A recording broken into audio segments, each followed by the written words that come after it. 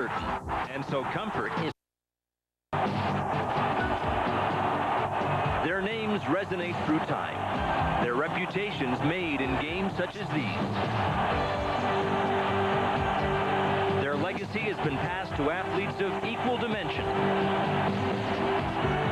with a chance to make their mark in time. Today, two present-day classics, the division finals, and one step closer to the Grey Cup.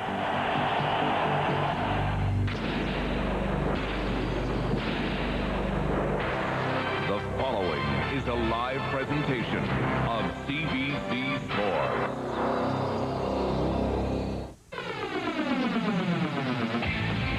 You know this could be huge. The matchups are perfect, and these guys can play. Doug in the blue are out to kick some bird. He'll fire at will. Pinball can bake the best of teams, and today it's some special brand of dome cooking. But everyone knows Tracy's hard to catch, especially when there's a salt on his tail. Carter and the Alouette team never let up. They hit hard and party harder. But wait, there's more. Sandusky and the Snowmen scored at will last week. The road to the top may be slippery, but Dave can keep his feet on the ground and his hands on the ball. One step closer. Can you say intense?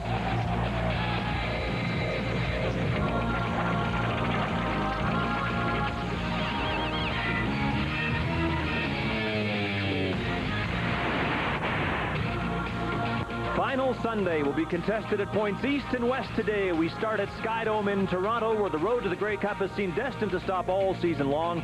And when the Argonauts and Alouettes have rendered a climate-controlled decision, it's off to Calgary, where the elements will have more to do with the outcome of this West Division final, the provincial matchup of the Stampeders and the Eskimos. Welcome to the CFL on CBC. 4 teams go into Final Sunday and only 2 come out. I'm Scott Oak in Calgary, where it's about -20, and the Eskimos and Stampeders are about 3 hours away. But the Argonauts and Alouettes are all set at Skydome, so let's go there now and join Mark Lee. Well, Scott, the last time the Argos and the Alouettes played in the Eastern Final, it was 1973. Joe Theismann was at quarterback for the Argos. CFL Commissioner Larry Smith was scoring a touchdown in overtime for the Alouettes in a 32-10 win. Well, 23 years later, the names have changed, but the goal is just the same, a trip to the Grey Cup. Now, it's Doug Flutie and the Argos versus Tracy Ham and the Montreal Alouettes. It is a dream matchup of last year's Grey Cup quarterbacks, Ham prevailing last November. But take a look at this. One look at the tail of the tape, and it points to a pair of prolific passers at playoff time. Flutie and Ham measuring themselves against each other again today in the Eastern Final. Here in the booth, Chris Cuthbert, nicely back from the Montreal hockey game, and blocking for him this afternoon, James Curry, always looking for elbow room in the press box. Chris, let's talk about the season series. The Argos winning 2-0 this year, but a lot has changed since August 1st, the last time they played. Absolutely, really deceiving, because Mike Pringle didn't play in those 2 games, and Tracy Ham barely did either. Alouettes are the best running team in the CFL all year, and they're even better with Pringle. Can the Argos stop Mike Pringle today? That's a key to victory, and a lot of the responsibility falls on North Bay, Ontario's Michael O'Shea. Is O'Shea going back to Hamilton next week for the Grey Cup? Well, he'll have to stop Pringle to do that. Well, when you look at the Montreal defensive line, it's anchored by Doug Peterson, but 2 outstanding rush guys, Grant Carter and Alfred Payton. Carter tied for the CFL lead this season in sacks, but Alfred Payton came in halfway through and contributed a lot. They're going to be working against probably the best offensive line in the CFL this season in Toronto, only allowing 18 quarterback sacks versus their quarterback. And Mike Kislak anchors that offensive line. He was the Eastern nominee for the most outstanding offensive lineman in the league.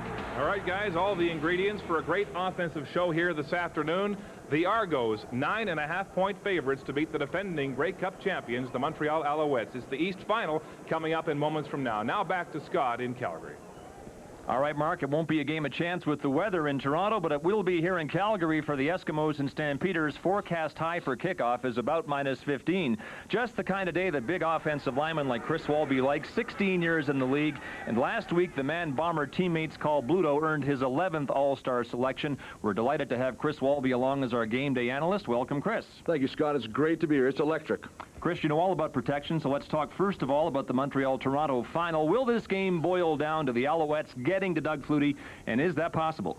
In one word, yes. And as James said earlier, 2 people. Alfred Payton, Grant Carter. But the reason is because they are unorthodox pass rushers, and by that I mean they don't always rush outside. They will try to beat the tackle inside, which will cause confusion to Doug Flutie because they're not worried about keeping contain on him, and that will cause some problems. All right, here in Calgary, the Eskimos and Stampeders will have to contend with frigid conditions. Will this boil down to a game of survival in the West? Well, it's snowing a little bit down here, and there's a little bit of a light snow covering on the field. But I think when it comes down to a one-game going to the Grey Cup match here, you're going to wear whatever you can on your shoes. You're going to put screws on.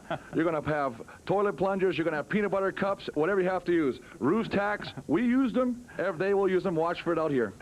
Perfect, then. This telecast is off to a hot start with that revelation of a use of screws by our game day analyst, Chris Walby. And as we go along this afternoon, we'll also get Chris's thoughts on the dismissal of Cal Murphy in Winnipeg this week. The Eskimos and Stampeders will take the field here in about 3 hours. The Owls and Argos on the field at Skydome. Here again is Mark.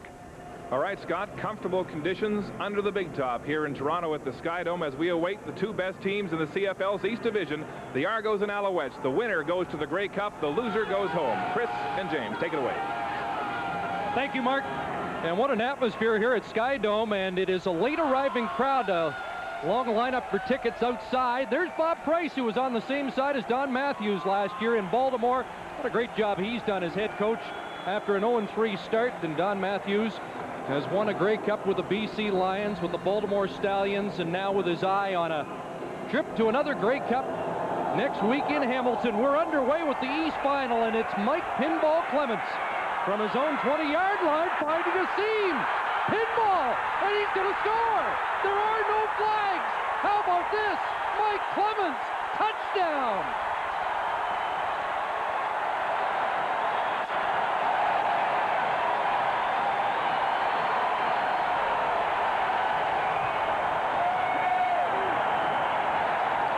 Talk this week about Clements being overlooked for all-star consideration.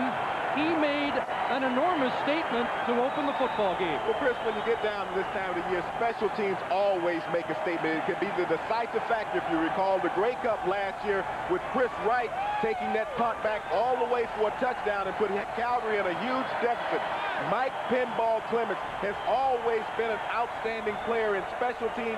He opens up the game today with the opening kickoff, takes it back for 6. Doug Flutie was recounting that game last week and how critical special teams were. There was a blocked punt for a touchdown. There was the Chris Wright return of a touchdown in the Grey Cup game. It really cost Flutie and the Stampeders last year. It unsettled the Calgary Stampeders, and now the Argos doing it against the former Baltimore Stallions. You always talk about special teams. Dale Adrellin has gotten a lot of credit for the special teams here in Toronto. Mike Pinball Clements and Jimmy Cunningham are two great return men, and what you get in that type of factor with players who are blocking, who are players who will go down and hustle every play, because every time those players touch the ball, there's an opportunity to take it back for great field position or 6 points.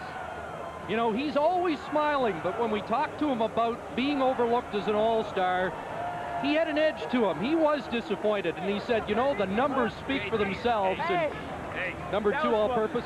Well, sometimes you wonder what they're looking at. Sister-in-law is here today, visiting. It's her birthday. Her name's Betty Lee, my wife's sister.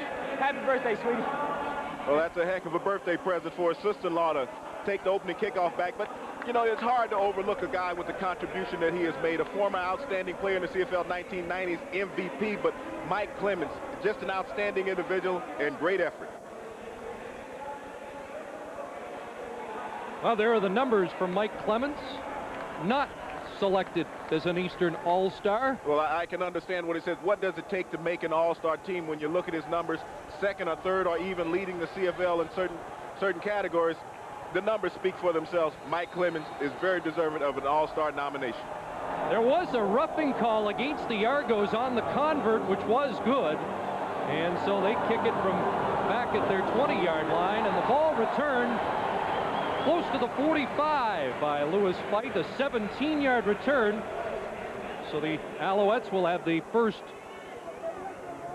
play from scrimmage this afternoon. Tracy Ham, the Grey Cup MVP last year, a solid playoff resume and an outstanding year. And James, I thought the perfect Tracy Ham game last week against Hamilton. They rushed for 213 yards. He passes for 217 yards. That's the kind of balance that Montreal has better than anyone else in the league.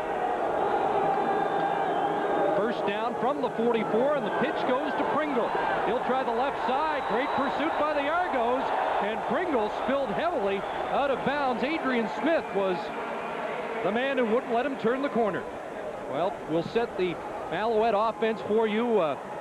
Huge offensive line anchored by Neil Fort, 6'7", 310 pounds. They really set a tone for Pringle up front. And Mike Pringle, 825 yards rushing in just 8 games this year, and he was the CFL Outstanding Player in 1995. It's second down, almost 10, and out of the backfield, incomplete to Pringle, and you can see he is strapped up heavily on that left elbow.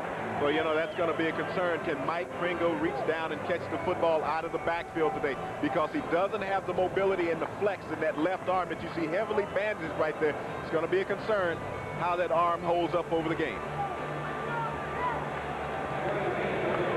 He is wearing a brace. It was dislocated a few weeks ago, and the Alouettes felt his season might have been over, but Pringle would not be denied, and he is in today. Terry Baker is too to punt on third down, and Donald Smith with a big rush.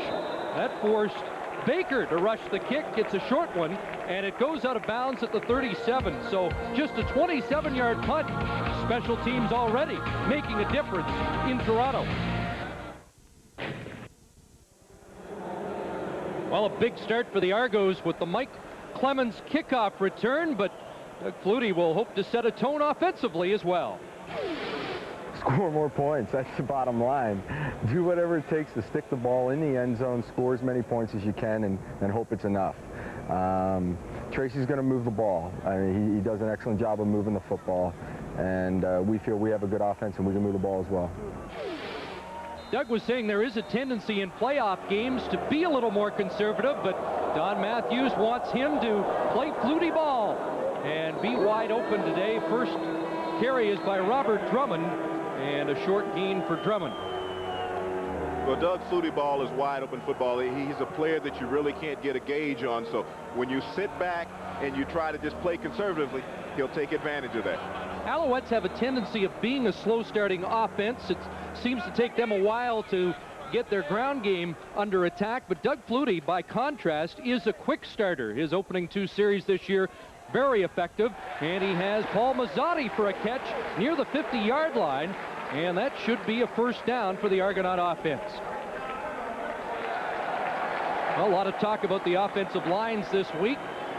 Mike Kiselak and company allowing just 18 sacks on the season, and Robert Drummond, Doug Flutie says if Drummond is having a big day, so are we. Well, he's a guy that can explode. He can carry the mail out of the backfield, plus he can also catch in the flat. First and 10, and Flutie. There's Mike Clements. Clements with a move on Irv Smith, and now he is drilled out of bounds by the middle linebacker, Paul Randolph. And they'll mark it at the 53, a gain of 4 for Pinball Clemens. Randolph, the leader of this defense. He won a Grey Cup with the Winnipeg Blue Bombers back in 1990. Leonard Renfro is the newcomer at nose guard. He is the only starter on this defensive team that has not won a Grey Cup. So this is an extremely experienced and talented defense for Montreal. It's second down, and again Mazzotti has a first down catch, and into Montreal territory at the 45. Tracy Gravely, who led the CFL in tackles, makes the stop, but it's an 11-yard pickup. And already Doug Flutie has changed up the scheme of things in his offense. He has gone to Paul Mazzotti early, normally as Mike Pinball Clemens, to get his offensive kick started, but Paul Mazzotti, normally the lone receiver backside, has caught the first 2.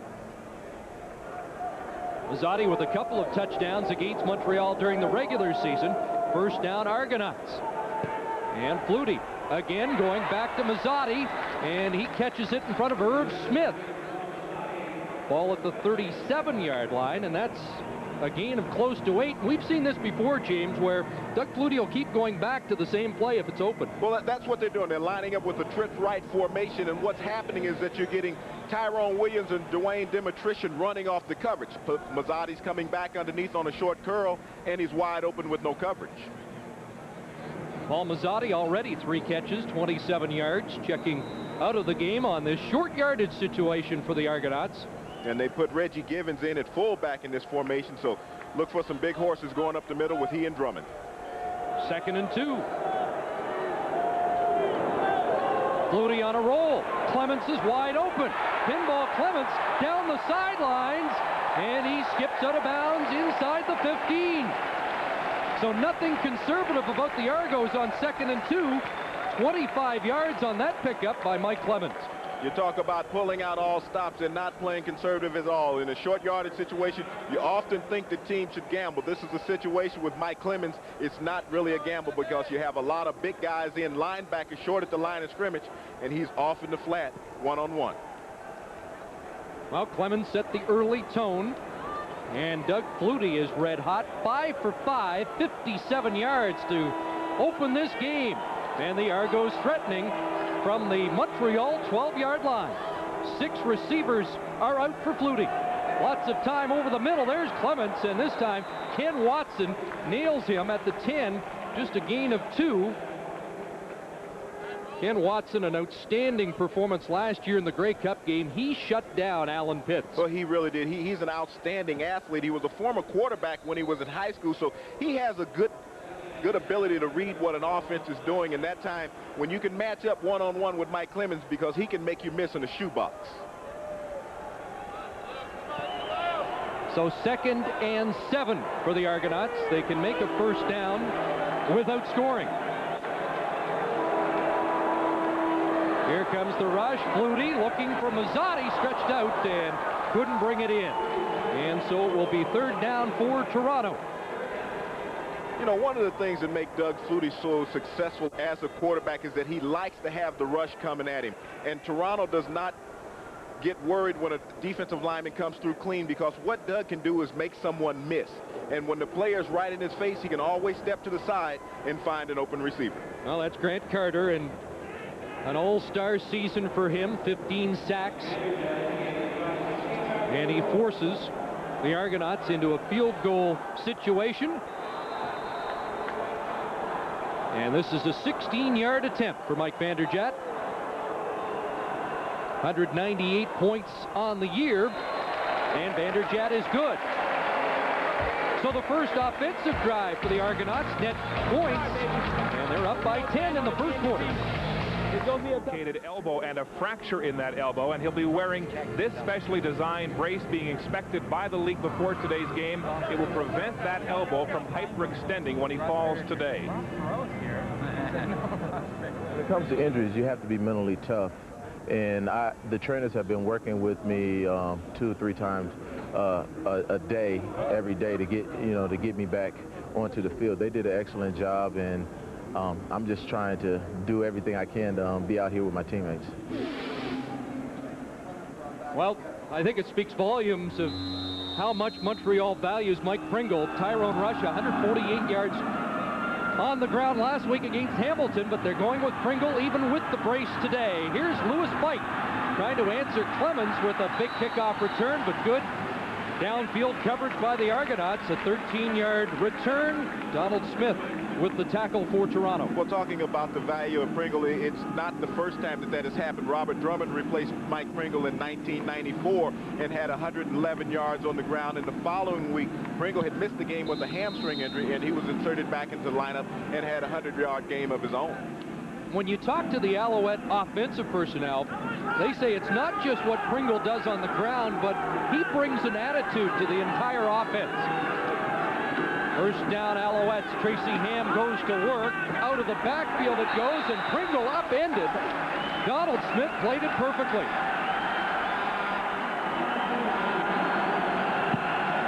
He's had an outstanding year on the corner as we set the defense for you. Rob Waldrop is going to see a lot of time over top of the center, Mike Withycombe. Demetrius Maxey, a former Alouette. We've talked about O'Shea and what he'll have to do today. And Lester Smith was with the Baltimore Stallions Grey Cup team last year. He's particularly strong against the run. It's 2nd down and 9 as Ham rolls and unloads downfield, and that's through the hands of Jock Climby, incomplete. Tracy Ham was very fortunate that he didn't cross the line of scrimmage.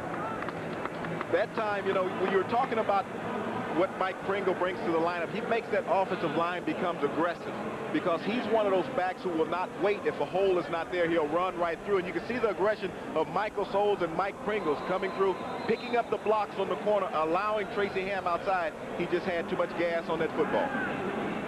Terry Baker to punt. Jimmy Cunningham is back.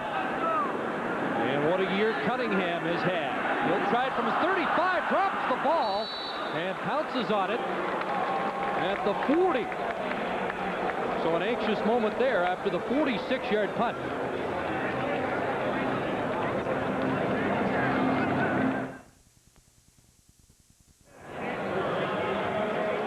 Well, perhaps an uneasy feeling at the Montreal bench. You don't want to fall behind Doug Flutie 10-0 and keep giving him the ball in decent field position. Flutie and the Argos go to work at the 40, and the quick hitter to Robert Drummond. Well defensed by the Alouettes. Well, Montreal is not a team that's accustomed to coming from behind. They're a power team. They like to grind it out on the ground. Mike Clemens said it going into commercial that the game is not over yet, and it's going to be a long one.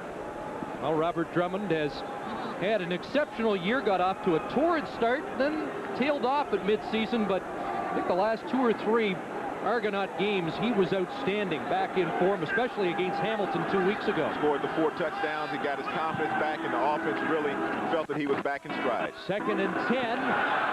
And here is Drummond again, lunging for the first down marker, and he'll be close. And I tell you, that's what Robert Drummond can give you. Is he can give you that burst once he's had contact with the defender. You saw he was hit 3 yards short of the first down, but he had that leg drive and explosion to get up close to the yard marker. Paul Randolph making the first contact on Drummond. Well, he's a tremendous athlete. He was an all-state high school basketball player as well as football player and a track star. So he has that ability in the open field to elude people and pick up extra yardage. Drummond with a couple of 100-yard rushing games this year, and one of them was against Montreal, 135 yards. Actually, that was his last 100-yard game of the year. But Robert Drummond, at any point, we saw in a game in Edmonton about 3 weeks ago where he took a fake snap on a punt attempt and took it down 53 yards in open field. So he can gallop with the best of them. It is a first down. There's Paul Randolph calling the signals defensively for Montreal. Flutie throwing, and behind Clemens. That may have been tipped at the line. And Flutie knew that he had an open receiver, but that's something what you get sometimes with the short quarterback. And defensive linemen, when they can get their hands up in the air, can deflect a pass by Doug Flutie. Well, there's an indication of how effective Flutie is right from the get-go. And on the first possession today, a field goal. Now looking at a 2nd and 10 from the Toronto 51. Alfred Payton jumped, but was he pulled offside? I think you're going to get a little early movement by the offensive line when you got 2 defensive linemen. Doug Flutie may even be called for too much motion.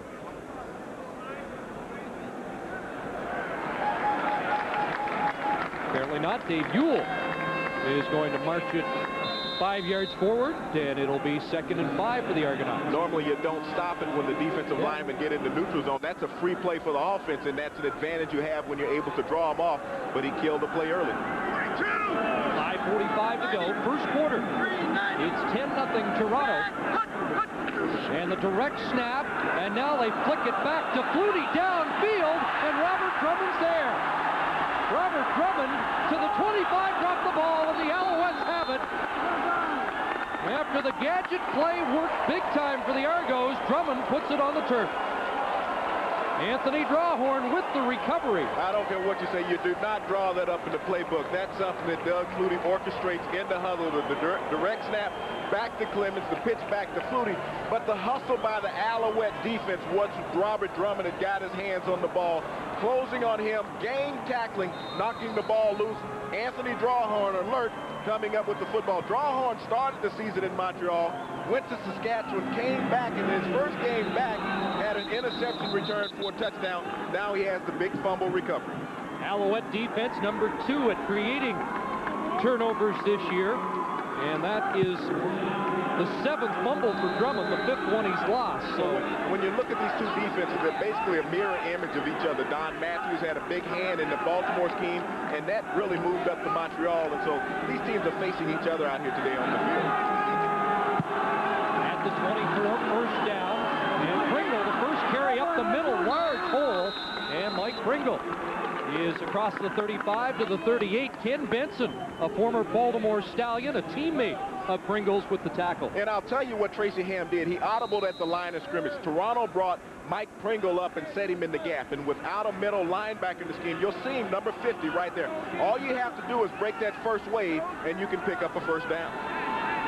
You already beat number 12. You already beat number 12. First down, Alouettes. And Ham going to Pringle out of the backfield. And he'll run over people this afternoon. Did that time. Ed Berry and Reggie Gibbons with the tackle on Mike Pringle.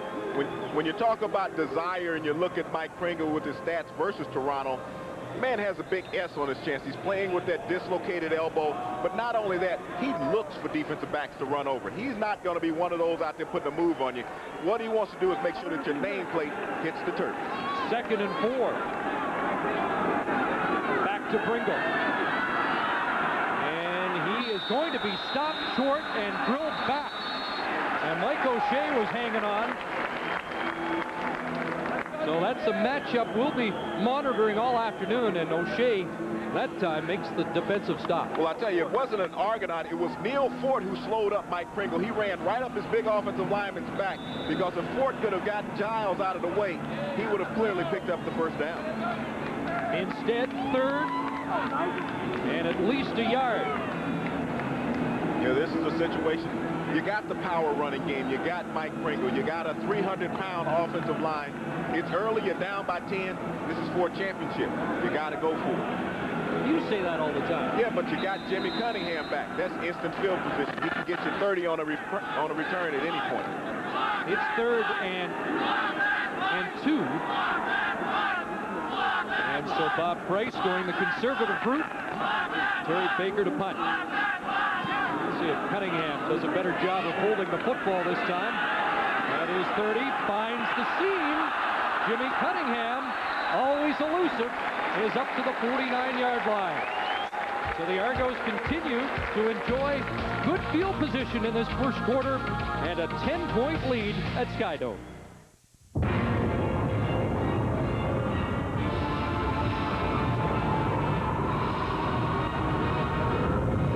Because the world can be a big, scary place.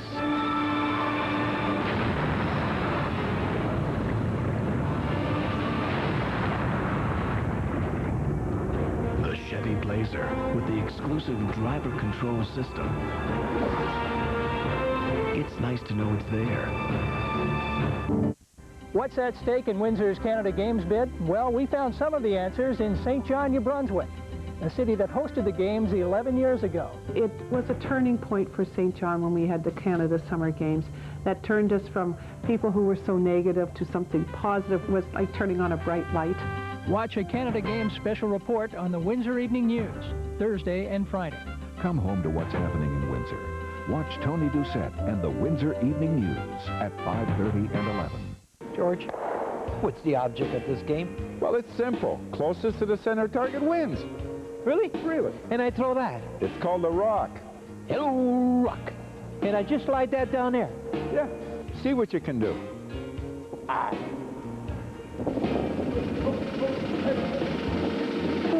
Go, rock, please, go, rock, go. Not bad, eh?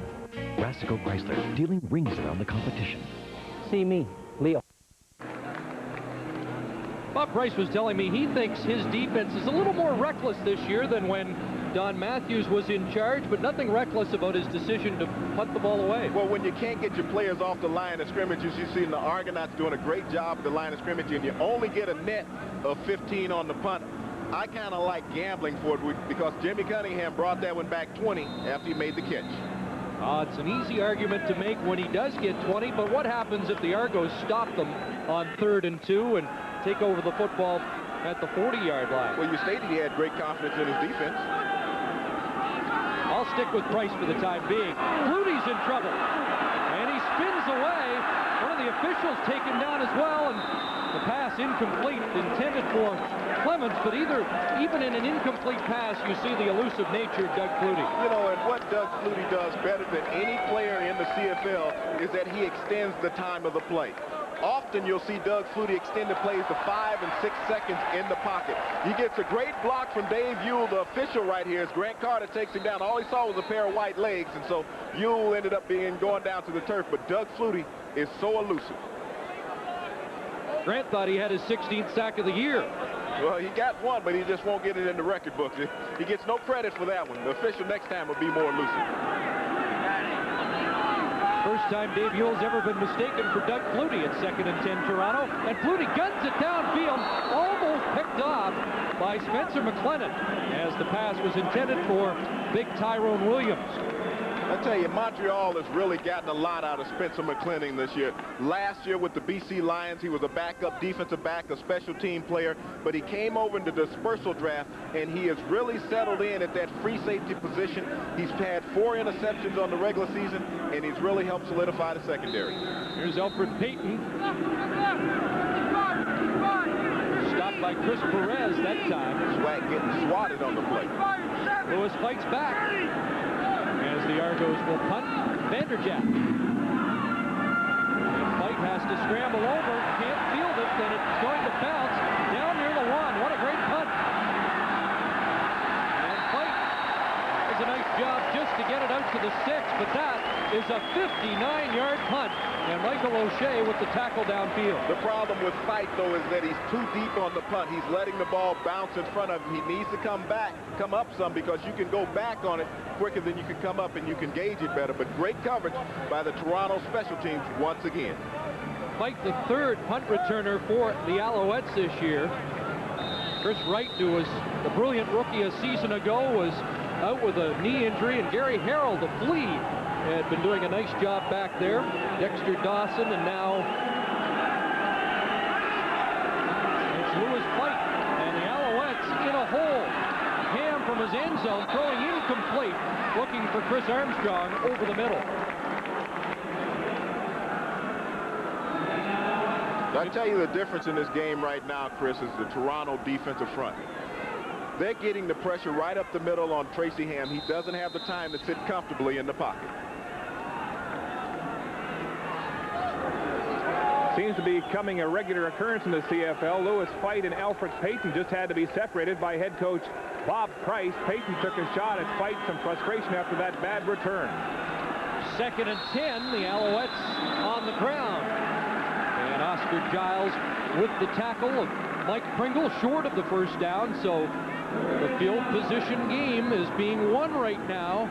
And already the Alouettes showing some frustration. Well, Don, with that trying to calm down Alfred Payton, but it goes back to the point when I was making that Lewis Fight had lined up too deep. He had lined up at about 50 yards on the punt. You want to line up at about 40 to 42 yards, because if he gets off a good punt, you can drift back to 5 or 6. Lewis Fight, only in his first game returning punts last week, averaged 14.3, but inexperience will cost you in a critical big game like this. You got to go right back to the opening play of the game, the kickoff return, as Baker will concede 2. And with under a minute to go in the first quarter, the safety conceded by the Alouettes. And it's now 12-0. They were expecting for Fight to concede the single point on the punt. This way, they cost them 2 points. It's going to make it a 12-point deficit instead of 11. And in close games like this, those points cost you. Just seems like the Alouettes unsettled from the opening kickoff. Coming up, second half of our big doubleheader today, the Western Final. And in the 90s, Edmonton and Calgary have written quite a script over the years. It's another frosty, frigid day at McMahon Stadium. There'll be plenty of drama there today. I think we had the experience at Alberta Clipper last week ourselves out there in Edmonton, and I'm quite happy to be here under the big top in Toronto. You and Rob Waldrop. You just won't get off of Rob. You don't understand. The young man grew up playing football down in Arizona. If it got below 90, they wore jackets. Had a chat with Rob this week about the cold, and he was relieved that he didn't have to worry about a game out west this week. There's Jimmy Cunningham getting set. Not only do they concede the convert, but now have to kick it off from their own 35. So The Alouettes are in a big hole in this first quarter against the hometown Argonauts. There's Clements, who started the momentum Toronto's way. And Mike Clements across the 30, upended at the 31. Alan Wetmore, first man downfield to meet number 31. Got a little help from Hensey Charles on the play, but that's an excellent job by Montreal's cover team, because whenever you can limit Toronto to under 10 on a return, you've done your job.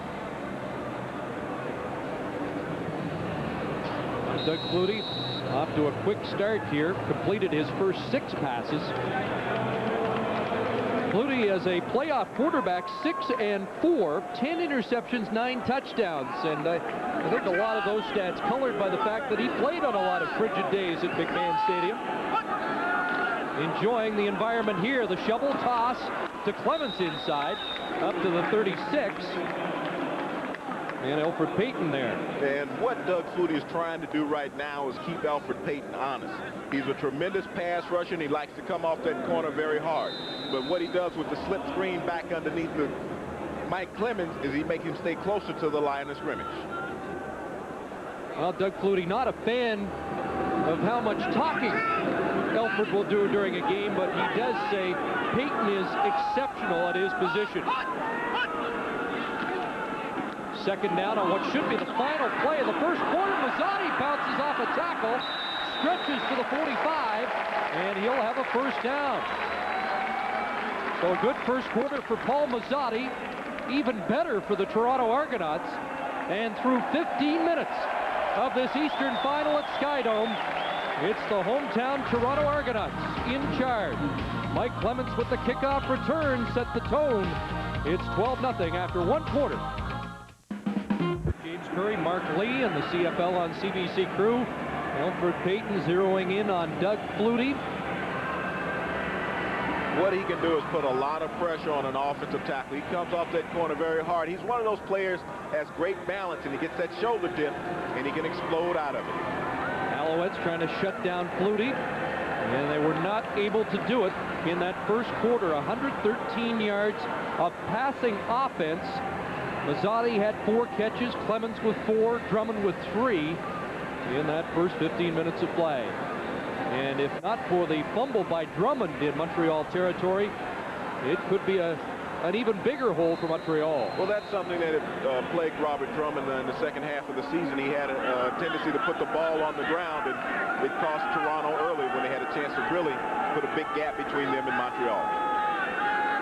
First and 10 Argonauts to open the second quarter. And there's Jimmy Cunningham. Cunningham up near midfield, and he has a gain of 9. Tracy Gravely, the leading tackler in the CFL, there to meet Cunningham, who for the most part this year was a wideout, but playing more inside now. Well, what Montreal is doing defensively right now is they're playing a lot of zone defense, and we see Payton not being able to get any pressure on Flutie. They're playing a lot of man defense, and they need to go back to zone, because in the zone, that's where you're covering areas, and that's what Doug Flutie is picking apart right now, areas. We see the matchup of Payton and Stevenson. These two have faced each other on many occasions. Stevenson started off in Saskatchewan. Payton started in Winnipeg. Short yardage offense in for the Argos on 2nd and 1. Flutie passed in this situation earlier. This time hands the ball off. And lunging for the first down is big Robert Drummond. Is that a lunge or is that a hurdle? He went back to his track days on that one. He hurdled right over the top of that Montreal defensive front. Looked a little like Bob Beeman.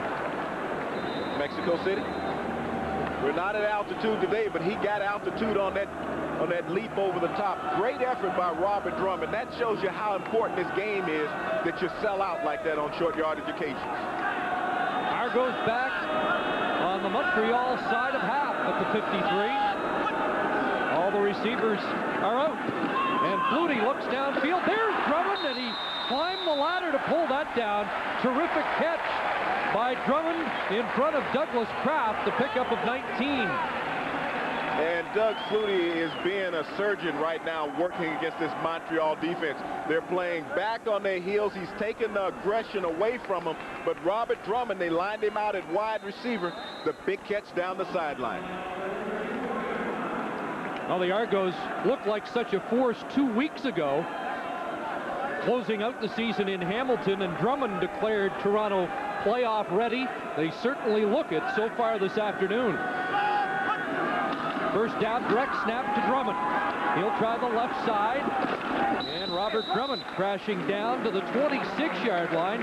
Again, the quarterback, Douglas Kraft, there to force him out. And he's banged up a bit on the play. I think he might have hurt his shoulder when he hit Robert Drummond on that play. And Drummond is a horse. It looks like he's limping now, but direct snap, we saw that with Mike Clemens, and he pitched it back to Flutie earlier, but this time Drummond takes it on his own, and you see Douglas Kraft as he goes down and he gets up limping.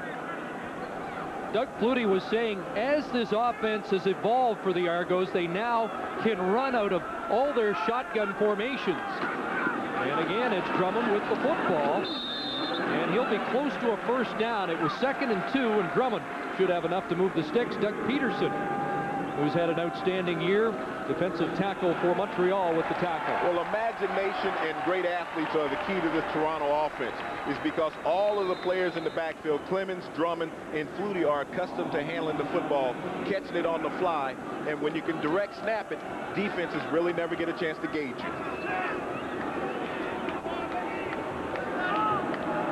So the Argos knocking on the door again. The ball on the 23. Flutie using the blocking of Vic Stevenson. Now downfield in the end zone. Touchdown, Jimmy Cunningham.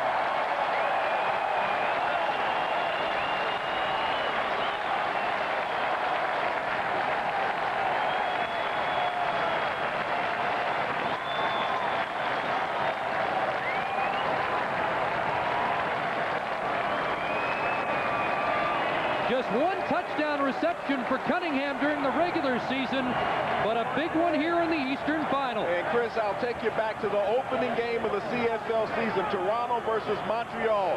22 seconds to go in the football game when Doug Flutie was able to break contain and find Paul Mazzotti floating loose in the back of the end zone. Once again, not the similar scenario, but this time Jimmy Cunningham for 6. Vanderjagt adds the extra point.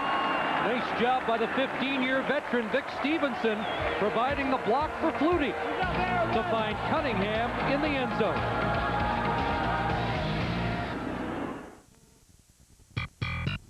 At Hamilton's Iverwin Stadium, Merrill, a member of the Child Amputee Program, presented the CFL with the War Amps Play Safe Award. Merrill lost his arm in a farming accident. Thanks, Merrill. The CFL is proud to support the Play Safe program. Hey, Merrill, do you have a message for the kids watching us today? Whatever game you play, play safe. Play safe. Inside its armrest are storage compartments. The map pockets are thoughtfully divided. Its roomy rear seats have underseat bins. And the bed converts into a shelf. In the all-new Dakota, even the conveniences have conveniences. The new Dodge Dakota.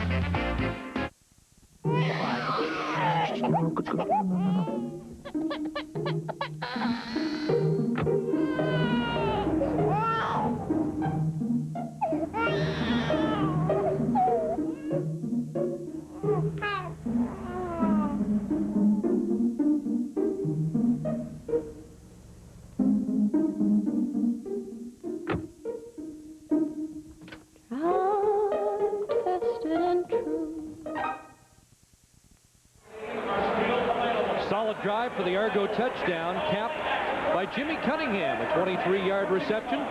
The mobility of Doug Flutie, and I spoke about earlier, Doug Flutie has the ability to extend plays for 5 seconds. And when you can extend a play that long, it puts a lot of pressure on the defensive secondary. And with these fleet-footed receivers for Toronto, they'll always find an open spot. Vanderjagt driving it deep. And here's Fight. Fight hauled down as he crossed the 20. Good downfield coverage, Lester Smith. And now the temper's getting short. The Alouettes traveled to Toronto by train, and it has been derailed here in this first half for Montreal. Well, I don't know if it's been derailed. It looks like they've been run over by a train in the first half thus far because everything has been clicking for Toronto. Grant Carter showing some frustration after that last pass by Doug Flutie, taking a shot on the Toronto quarterback after he released it, but too little, too late. Last Eastern Final in Toronto was 91. It was Winnipeg. Chris Walby and company. And a lot of people thought they matched up well against the Argos. That turned out to be a 42-3 decision. Tracy Ham's got to get the momentum shifted in a hurry, or we'll have another game like that. Looking for Armstrong in the flat, and over his head into the Argonaut bench. You know, the number one hindrance right now with this Montreal offense is that over the season it was basically a two-receiver offense, Climby and Armstrong. And so your wideouts really didn't get incorporated into the passing scheme. And so Toronto are going to double up Climby and Armstrong and zone out on the wideouts. Well, we know how elusive Tracy Ham can be, and you wonder if he may not have to take off soon to put a little added dimension into this Alouette offense. Well, you get a look at the offensive brain thrust, Peter Voss, of the Alouettes, and Tracy Ham on that last pass play had the happy feet. He never got set in the pocket. He has to be more decisive. If he's going to throw the ball, stay there. If he's going to run, take off early. Now Gene Gaines, the Hall of Famer on the left. Good veteran staff in Montreal. We'll see if they can make the right adjustments. Ed Berry is the Argonaut down on the field right now, and Ed has had a nice year coming back this season with Toronto. Played last year in Memphis, and one of those players that Matthews brought back in, a former Argonaut from some years ago, and he was part of a trade years ago that Don Wilson was also involved in, and they're both back here. Tracy Ham was involved in that trade. 8 players in 1993 sent to Edmonton for Tracy Ham and a couple other ball players, and he's still one of the better defensive backs in the CFL. We're 4 minutes into this second quarter. It's 19-0 Toronto, and Tracy Ham facing 2nd and 10. Big rush, Andrew Stewart bursting through, and Ham will take off with it. And Tracy Ham took a hit and has the first down. Fumbled the ball, and the Argos say it went off them and out. Tracy Ham actually lost that ball off of his right thigh. Tracy Ham has the tendency to run with the ball in one hand. As he was trying to dive for the first down, he lost the ball, but fortunately enough, he was able to knock it out. Andrew Stewart with great pressure initially, but Ham with great feet getting outside. But watch as he loses the ball as he tries to dive for the first down. And it might have gone off of Givens' foot. Could be an Argonaut ball. We'll get a great look on this slow-mo replay here. Whoops. See where the ball hits.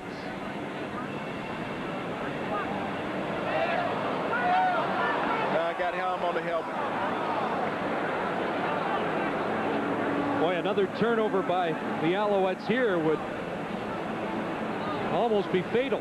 Well, you know, one of the things you wouldn't expect Tracy Ham to be unnerved right now, and it seems like he doesn't have a full grasp of the football game, not just the football, but Andrew Stewart is down, who's had a good first half for the Argonauts at defensive tackle. Last year played with Dave Ritchie, the defensive coordinator from Montreal in BC, and was a great acquisition to help shore up that defensive line with Rob Waldron. So Stewart in some difficulty as he makes his way to the sidelines, and Noah Cantor likely to check in along the line. Well, we're going to get your friend Rob Waldron come back in the game. Noah Cantor is in also in Waldron, and Oscar Giles, who had missed some games in the middle of the season, back at defensive end. Now there's Rob Waldron. No need for the toque today. He got a turtleneck on though. What an outstanding season though he has had. Long sleeves. Is it cold down there? Outland Trophy winner and an Eastern All-Star. 1st and 10 after the Ham carry. And now out of the backfield, it's Pringle. And he had a good burst of speed down the left side for another first down. When I asked about Pringle's ability to catch the ball out of the backfield because of the brace, some of the Alouettes were saying don't expect a whole lot because the arms will not be extended that much, limited by the brace, but we have seen the Alouettes go a lot to that already in this game. Well, the key to that is Mike Pringle catching the ball with his hands, not letting it get to his body because he doesn't have the flexion in his elbow. So if he can get his hands on the football, he can bring it in, and he gets a head of steam. He's a load.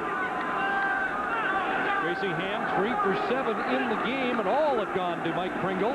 Here's Ham on a roll, and a catch for Jock Climby on the Argos side of half at the 52. Jock Climby, who had an outstanding year, 68 catches, 1,209 yards to lead the Alouettes, 9 touchdowns. Well, he labored for the prior 2 seasons here in Toronto, where he had 1,225 yards combined over those 2 years, but he has really found himself. He had a hamstring problem in Toronto, never got healthy, but he's healthy once again in Montreal. Alouettes starting to move the football for the first time. Fake to Pringle, Ham in trouble, and down he goes. Demetrius Maxey, the former Alouette, has the sack. I tell you, that is a huge play, Chris, defensively for Toronto, because Demetrius Maxey was one of the players that Montreal thought that they would be able to get around on the corner. Played the first 9 games of the season in Montreal, was picked up late by Toronto here, but great athletic ability. He was a natural defensive end in college, played defensive tackle in Baltimore last year, but really showed some ability to stop Ham on the play. So now 2nd and 18. Ham looked one way and goes to Pringle on the other side of the field, and a swarming Argonaut defense limits Pringle's gain to maybe a couple. Johnny Harris, Ken Benson in on the stop, while Andrew Stewart gets attention.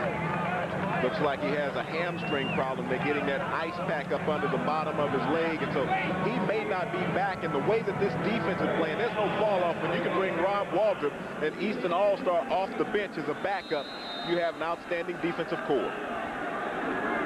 Baker back in to punt to Jimmy Cunningham. Great punt by Baker, and this one goes out of bounds at the 6-yard line. So Terry Baker with a booming 51-yard punt.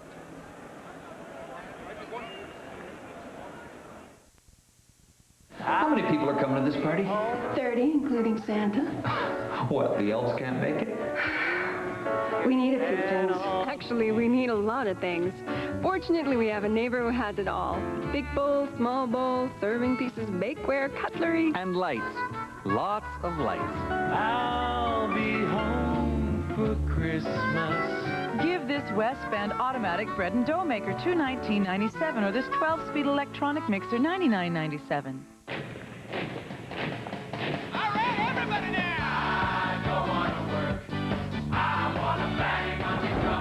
It's here.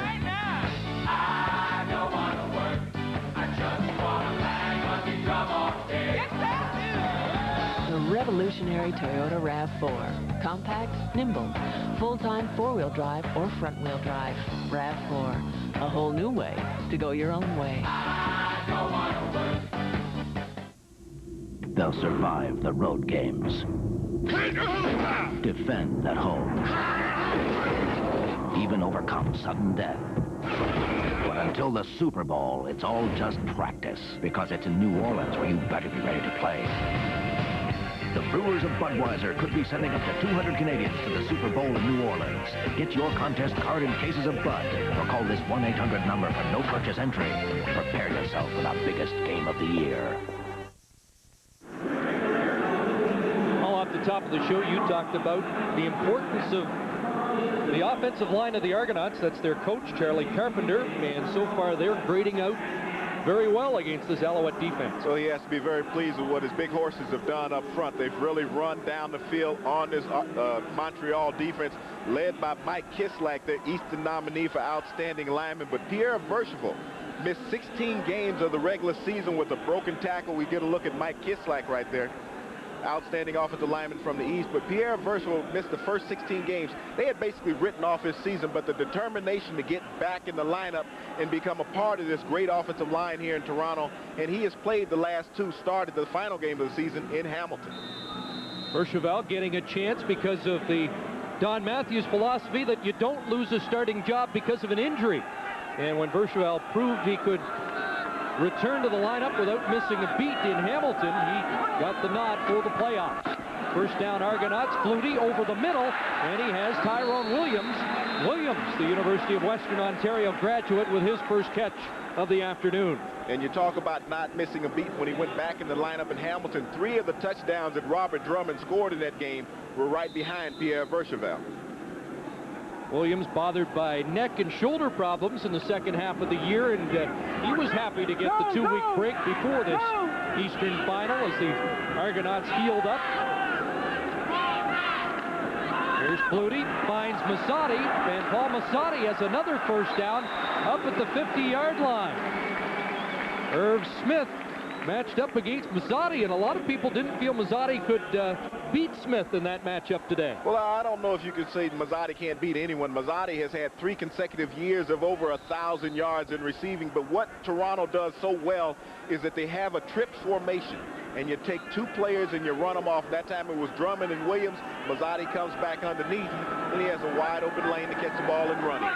Third straight 1,000-yard season for 88th of the Argonauts. First and 10. Flutie steps up. Wide open is Robert Drummond, and he makes a terrific catch. Drummond thought he was out of bounds and stopped up. Might have been able to pick up some more yardage there. 30, though, on the carry. And again, Doug Flutie said if Robert Drummond is making big plays today, we're in good shape. And that is the second time that we've seen Robert Drummond go vertical. On a short yardage play when he hurdled the line, that time looked like a basketball player going up for a rebound because he skied and went up and made this reception on the sideline. First down, Toronto, after a gain of 30. Doug Flutie, 17 of 21, 223 yards. And add another one as he goes back to Massotti, who puts the ball on the carpet, and I think the Alouettes have the ball. So the Argos, for the second time in this first half, have turned it over on the Alouettes side of half. And once again, Toronto lays the ball on the ground. Montreal dodges another bullet. A great defensive hit coming up on Paul Massotti. Forced the fumble, and Montreal will have the ball first and 10 when we return.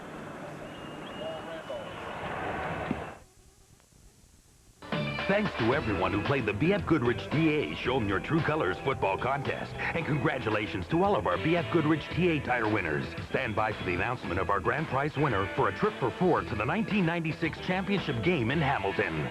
The Most for Business from Sprint Canada guarantees better savings for your business on long distance. Think the local phone company is making the same guarantee? Think again. The Most for Business from Sprint Canada means lower costs on long distance, a bill that breaks out your spending on disc or paper, and savings guaranteed better than the local phone company. Thinking long distance savings? Think the Most for Business from Sprint Canada. Call 1-888-400-SAVE for details. So you think you're ready for the pros? Think you're good enough? Fast enough? You kidding? Man enough?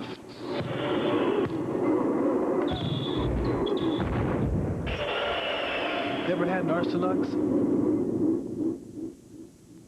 Oh, no. Stay in school, kid. McDonald's Arch Deluxe. It's the burger with the grown-up taste. Thanks to everyone who played the BF Goodrich TA Show 'em Your True Colors football contest. Bob Simpson, you've won our grand prize, a trip for 4 to the Fall Classic, the 1996 championship game in Hamilton. Congratulations and best wishes from BF Goodrich TA Tires. 8-year veteran Paul Randolph, leader of that Alouette defense, helped jar the ball loose. What's happening when you throw it to Bob Price talked about when they lost O.J. Brigance that they needed a player of the similar type ability. And Paul Randolph was a free agent, and he was that type of linebacker that could play rush or in the middle that they needed. And you saw his ability covering back, getting the drop, coming up, making the hit, causing the fumble. That's twice now that the Argonauts, threatening to score, have put the ball back in Montreal's hands, and that could come back to cost. Although Toronto, at the moment, with a 19-point lead. Pringle on the ground, and they stretch it out. And this Argo defense has done a sturdy job against the run in this first half. And Oscar Giles has been a force. You saw Andrew Stewart being carted off. Well, you talk about a gap cancellation defense, and that is what Don Matthews runs here in Toronto. And you get a great example. Watch how the defensive linemen slant down into the gap, not allowing the offensive lineman to get a clear shot on him, and there's no room for the running back.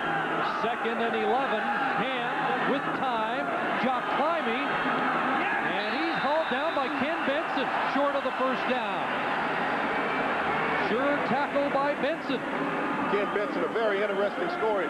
Played the opening game of the season in Montreal, and he was released, picked back up by Don Matthews, who he had played for in Baltimore last season, but played here in Toronto in 1993 and led the CFL in tackles. The Alouettes said that the Argo defense was a lot like Edmonton. They force you into areas, and it's tough to move against, and that's been the case in this first half. Baker, another big punt and out of bounds, so won't get a chance to return the football. 5:19 to go, first half, here at Skydome. Hate the cold weather? That's why you'll love starting your car with the remote car starter. This week it's just $99.99, only at Canadian Tire. That punt not as productive as I thought. It was out of bounds and marked as just a 35-yarder. So the Argonauts again enjoying great field position at the 46-yard line of Toronto. And Doug Flutie off to a torrid start here. In the same building where he won his only Grey Cup in 1992. Flutie under pressure, and he's brought down. There's Leonard Renfro, the newcomer to this lineup. He played on the 1991 NCAA champion Colorado Buffaloes. They picked him up. He's been doing nothing here during the offseason. He was a #1 draft pick 2 years ago of the Philadelphia Eagles. Gets that big push up the middle. It goes about 300 pounds. They felt that he would be able to come in and complement Doug Peterson very well at the defensive tackle position for this game. So Flutie dropped behind the line of scrimmage at 2nd and 14. 3 receivers either side of the formation. And Flutie steps up. He'll take off with the ball, and Flutie grabbed by Tracy Grabley at the 49, well short of the first down. I'll tell you, one of the things Montreal still cannot do at this point in the game is gamble defensively. Doug Peterson made a big loop out of his lane trying to come behind Renfro, and that opened it up for Doug Flutie. He was very fortunate that it was 2nd and about 18. 4:06 to play in the first half. Mike Vanderjagt back in. Louis Fight is deep. The lone man for Montreal.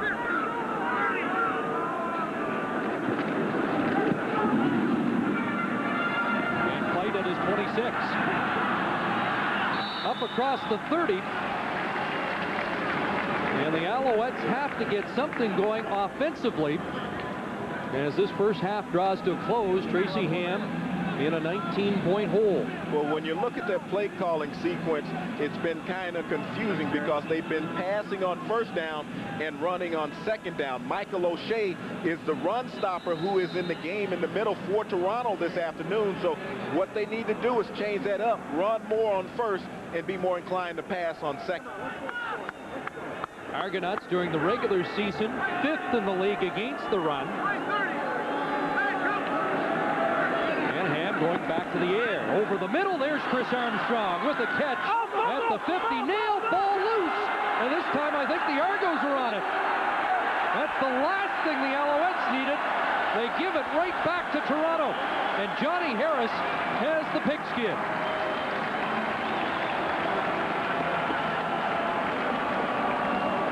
That's something that Montreal could not afford. Johnny Harris played the last 2 games of the season last year in San Antonio, but Chris Armstrong has been Tracy Ham's go-to man for the last 3 years. He has led his team in total receptions, but that time with the great hit by Harris coming in closing, he drops that shoulder right on the football, and Chris Armstrong just doesn't wrap up the football.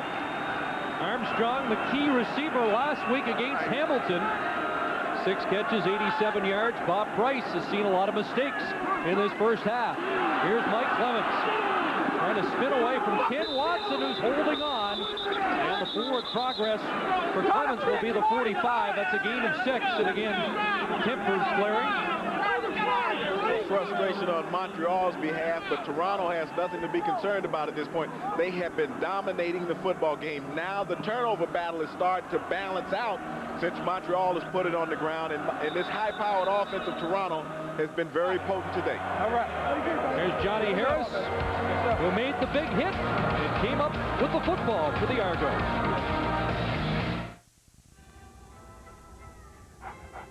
Winter's here, and it's time to ask yourself, does your battery have the juice to get you started when you really need it? Do your tires have the traction you need for slippery situations? Only Canadian Tire offers MotoMaster batteries and tires to get you going in any situation. All at the everyday low prices you'd expect from Canada's automotive store. Canadian Tire, everyday low prices made better.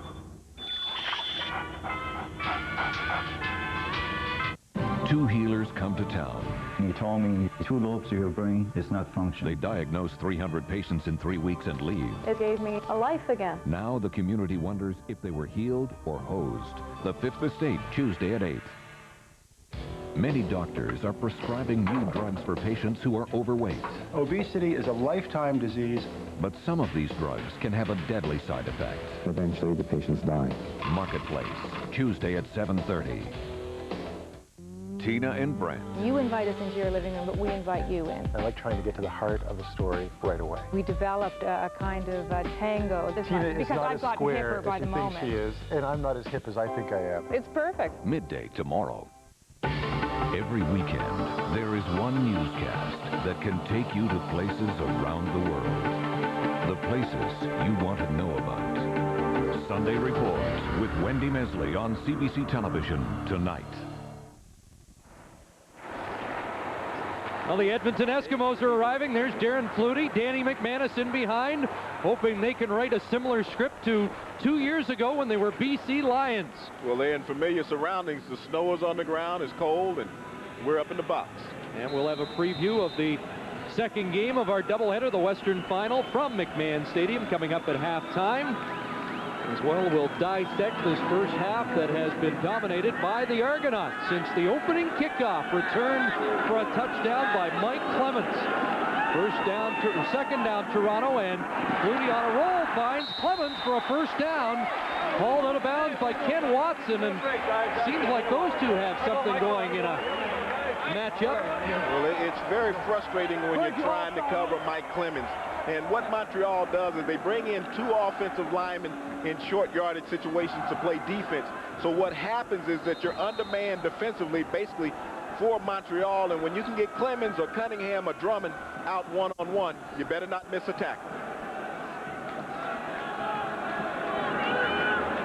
Last year, so impressive against Pitts, and now matched up against the much smaller but quicker Clements. And now Jimmy Cunningham, another diminutive threat. And he runs past Kraft, stopped at the 27, another first down. You talk about that matchup last year with Pitts in the Grey Cup with Watson. Those are 2 players that physically were quite similar. So it was very easy to cover Allen Pitts. But when you have a 5'6", 5'7" Jimmy Cunningham and Mike Clemens, both of these players play close to the ground. So once they're in that squat, they're only around 4'8", 4'9". And so it's very difficult for a 6'3" defensive back to play at that level. 4'8" or 4'9", and their 40s are about 4'3", 4'4". You ran that, didn't you? Out of the backfield, there goes the Fleet Cunningham again, and taken out of bounds at the 21. 5 more for the Jet. Charlie Gordon coming up with the force out, but what they're doing is they're very confused right now, and Toronto is running a lot of picks in their passing scheme. As you see Pinball coming up, getting the pick on Irv Smith, allowing Cunningham to get outside, but nice block by Pinball on the play, and that's what you have to do. You have to play all phases. You have to hustle. Well, Adam Rita has to be pleased. Oh, he's very calm. Look at him. Pass him another cup of coffee. Just doesn't want to see another turnover down deep. Direct snap Drummond, who had to pick it off the carpet, and picks his way for a first down to the 10. Grant Carter finally brought him down. tell you right now, this defensive front for Montreal is getting no penetration up front. So the offensive line for Toronto is just dominating the line of scrimmage, and that's where the game is won in the trenches, because when that ball was on the ground, you should have had someone in the backfield with some penetration, but without penetration, it allowed Drummond to pick it up, gather himself, and get inside the 10. The Alouettes said that offensive line was overrated, and they were going to expose it today. Hasn't been the case. Flutie, Cunningham, flag down. Cunningham forced out at the 2. I really don't know if you can overrate an offensive line that has only allowed 18 quarterback sacks on the season, even with Doug Flutie in the backfield. He is going to allow some extra time to throw the football, but those guys up front have to keep the defensive linemen at bay. I think Alfred Payton was offside, and the options being explained to Doug Flutie. And that's his second one of the game, and this one I think they may accept and move it down and save a down on the play. Well, it'll be 1st and 5. Offside. Montreal 57. Penalties declined. 2nd down. Be 1st and 5 from the 5, but instead they'll take 2nd down from about the 1-yard line, the 1.5. Well, Alfred Payton is trying to get the jump on Flutie because he knows he has a minimal amount of time to get there with Doug in the pocket. Well, the Argos trying to push it in again and take a 26-point lead to the locker room. Flutie keeps, and Flutie scores. Touchdown, Toronto.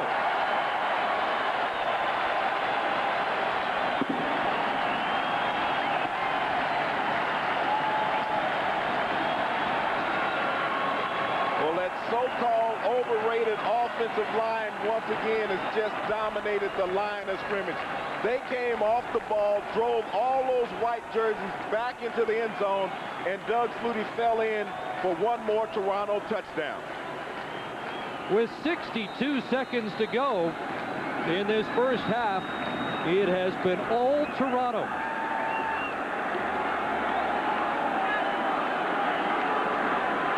Vander Chat adds the extra point, and when you broke this one down, all the matchups, the last score you'd expect at the half is either one of these teams up by 26.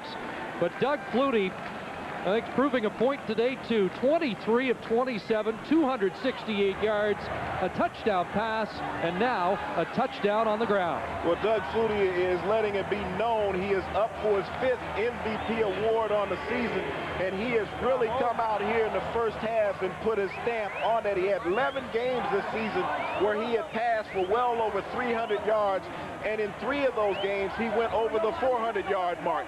Doug Flutie has taken complete control of his offense. His offensive line has taken it personal this afternoon, saying that they were overrated, and they helped their quarterback up with a little celebration from his center, Kislak. Flutie overshadowed in the Grey Cup game last year by Tracy Ham, and I think that added a little purpose to his preparation this week. Well, I think preparation is just a big part of Doug's game every week. He wants to win. He's such a competitor. Lewis Fight for the Alouettes. And again, terrific special teams for the Argos in this first half.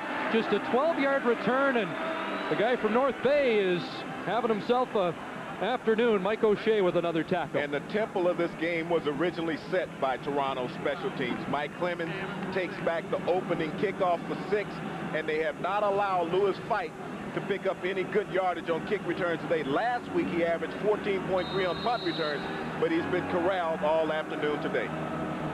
You see Daryl Adrellin right here, the architect of Toronto special teams. He and Don Matthews have been together for the past 5 years in Saskatchewan, Baltimore, and now here in Toronto. 55 seconds to go first half. Early movement by the Argos. The give to Pringle, and he is buried by O'Shea. Again, a flag down. And it looked like Rob Waldrop was offside on the play. And that's a matchup you talked about in the opening, Chris, with Pringle and O'Shea. You get a great look at Mike O'Shea, the eyes of a linebacker. What you want to do is get that hand extension. Still first down. And when you can get that hand extension on an offensive lineman, it makes it much easier to scrape and make the stop. So 1st and 5 for the Alouettes. At their own 29. Desperately in need of points.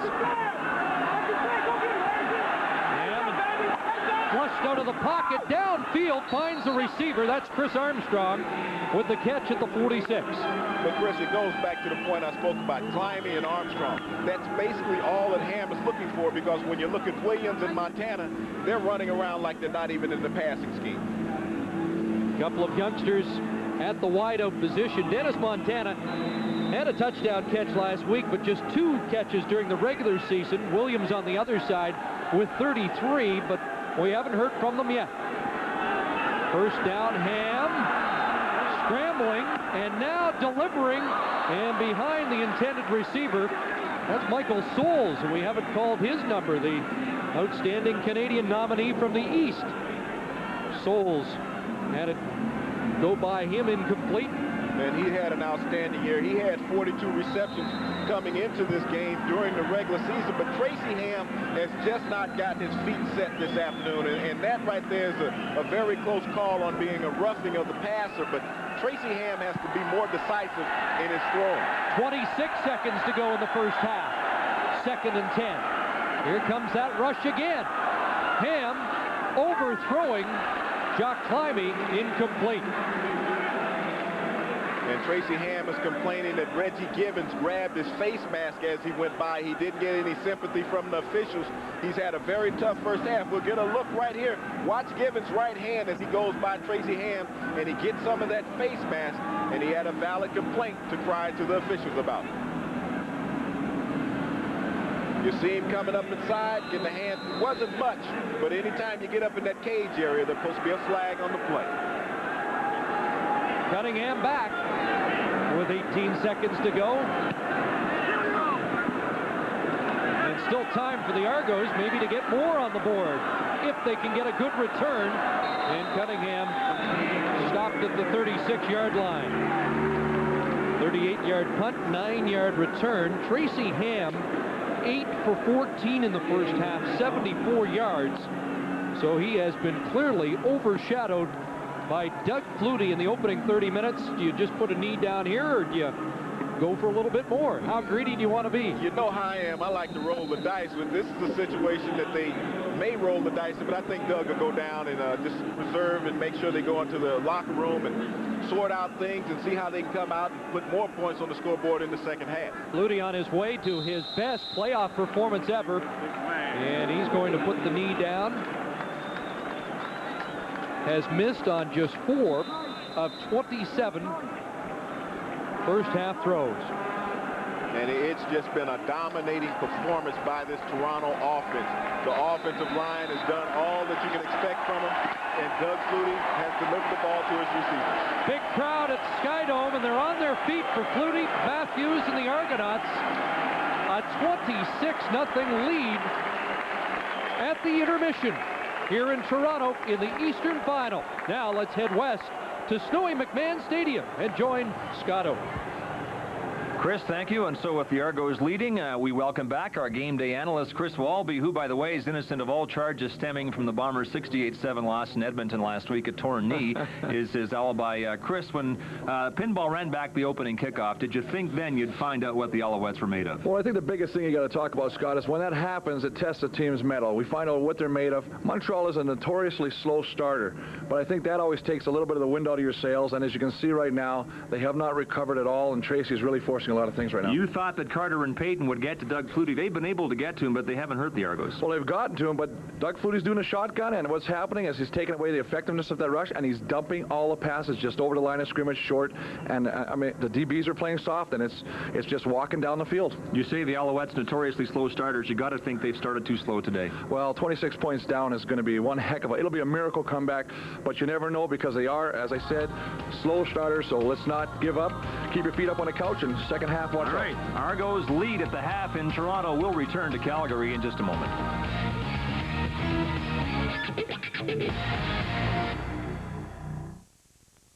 If you want full Office Suite power at a word processor price, look no further than Corel WordPerfect Suite. Corel WordPerfect Suite includes an exceptionally intelligent word processor, an award-winning spreadsheet, amazing presentation graphics, plus Beautiful, baby. business graphics and utilities, hundreds of fonts and thousands of clip art images. Corel WordPerfect Suite delivers Office Suite power at a word processor price. If your kids could call home right now, what would they say? Hi, Mom. Hi, Dad. Hi, Nikki. I love you, and don't even think of touching my hair. I'll be home soon. I've got lots of laundry. Love you both. Send money. Hi, it's me. I can't sleep again. With a Bell Call Me card, they'll call home more often because you give them the card and pay for their calls. Give the card, get the calls. We always kiss at the end. We always look. Bye. Bye, Mom. New ways to hear about all the little things. From the new Bell. A horrific nightmare. It's the ticket to a new life. We're going on a big boat. We have, in addition to news and current affairs and sports and the weather and all the information that you need, we also have a series of columnists, and these are very popular with a lot of our listeners. Robert Fisher reports in from Queen's Park on Friday. Don Gagne reports in from Detroit on Thursdays, who really give you, I think, a great understanding of what's going on in their particular areas and help you to understand those stories. There's news and a whole lot more. All Vasey on CBC Radio 1550. Here's a brief look at what's going on in and around town for the next week or so. St. Joseph's High School presents a comedy fantasy in 3 acts. Heaven Can Wait. It runs 2 weekends. It's Windsor Spitfire Night in support of the Windsor Goodfellows. Autographs, prizes, and giveaways. 3 cans or $2 gets you in. Prefer the holistic approach to healing? Well, there's an awareness fair at the Teutonia on the 24th. Herbs, massage, lecture books, and tons of info. The public's invited to a fashion show to benefit the Children's Healthcare Network. Tickets are $20 for adults and $15 for children under 12. Shop early for Christmas. Buy a gift at the Hotel Du gift shop. Baked goods, gifts, wreaths, floral arrangements, and much more this weekend. The Windsor Film Theatre presents a new Japanese film by Nobuhiko Obeshi on the 24th. It's sponsored by the Canada-Japan Society of Windsor. Phone for tickets. Well, that's it for this time around. Keep your eyes peeled. We do 4 of these each week, and if you'd like us to promote something for you, phone or fax us 2 weeks in advance.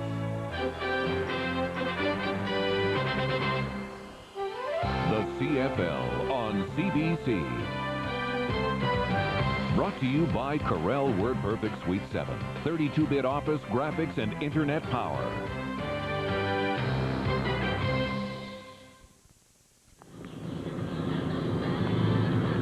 At Skydome in Toronto, the Argos and the Alouettes are at the half, and it's not quite a struggle befitting a division final. Here in Calgary, the Stampeders and the Eskimos will be at the mercy of the elements, but at least they'll have a freshly swept piece of carpet on which to play the West Final. Welcome back as we continue now with our final Sunday halftime report. There are a couple of safe bets in the CFL. One is that the Eskimos and Stamps will meet in the West Final. Another is that Dave Sapunjas will come up big in this game. Sapunjas loves this time of year. His teammates say you can count on the sponge because his game doesn't change when the temperature dips, even when it falls as far as it has today. But what else would you expect from a Canadian boy who can't wait to get started? I think by the end of the first quarter, you should have a good feeling of how this game's going. I always like to think that special teams are indicative of the attitude of the team, and if you can sort of focus on the special teams for the first few times and see what happens, then you know what's the attitude for both clubs. The Eskimos have their own game breaker in Darren Flutie. Like Sapunjas, he stays on form no matter how cold it is. 2 years ago at McMahon, he was a stamp slayer as a member of the BC Lions. Could he be that again today? My thinking going into playoff games is just win. Let's just win this game somehow, some way. You know, if we win it 1-0 and we get to the Grey Cup, that would be great. That's the only thought I have going into these games. But you know, you do what you have to do for your team to win, because there's a bunch of other guys out there fighting, you know, to get to the Grey Cup, and I don't want to let them down. So whatever I can do to help us win. Well, Flutie and Sapunjas and the star-studded cast will venture out into the Great White North here in Calgary in about 90 minutes from now. If Chris Walby was playing in this game today, he'd go bare-armed, but as it is, as our game day analyst, he's all bundled up. Chris, Flutie and Sapunjas are two potential stars in this West Final, and there's some others. Well, there's a whole bunch. I think you got to look at the defensive line of Calgary and the defensive line of Edmonton. I mean, much has been made of the offensive lines of both teams. Calgary might have a slight edge there, but we've talked about Edmonton's defensive line all week, what they have to do, but I think the biggest thing will be, what does Calgary's defensive line do? Because you want to put pressure on Danny Mack, because he also has a tendency to throw some interceptions, but if you look at it, he's played 9 playoff games, he's only thrown 3 picks, and he's thrown 8 touchdowns, so he's hot when it's right. I know the goal is on a day like this to block out how cold it is, but some players just find it impossible to do that, don't they? Well, hopefully they won't have that situation on these two teams, but yeah, it does. When it gets cold, I think it's more cold for the guys that are on special teams, the guys that are standing around and not on the field at all times, so it's really important for these people to keep moving on the sideline, keep in the game, scream, whatever you got to do, but keep warm. You know, boot it. Let's go. All right, Chris, let's talk about a significant development in Winnipeg this week. You were there for all of Cal Murphy's 14 years, but he was let go. What do you think? Well, that's a sad situation. Anytime you get a guy that you consider a friend, and Cal is a friend to me, I've put 14 years in with him. I've gone through ups and downs, contract negotiations, player association meetings. It's just a sad situation, but one that is dictated by our record. Is a fresh start required in Winnipeg? Well, I think the biggest thing is the fans have spoken now. It's a situation where we want to sell 20,000 season tickets and keep them, and at this particular time, they're not happy with the way we've been playing for the last couple of years and the way we've been losing at home. So that dictated the change, and yeah, I guess it was. And the fans are the ones who pay the freight. So it's the Eskimos and the Stampeders coming up here at McMahon Stadium in Calgary, and in Toronto, it's the Argos by a bunch at the half. When we come back, we'll return to Toronto.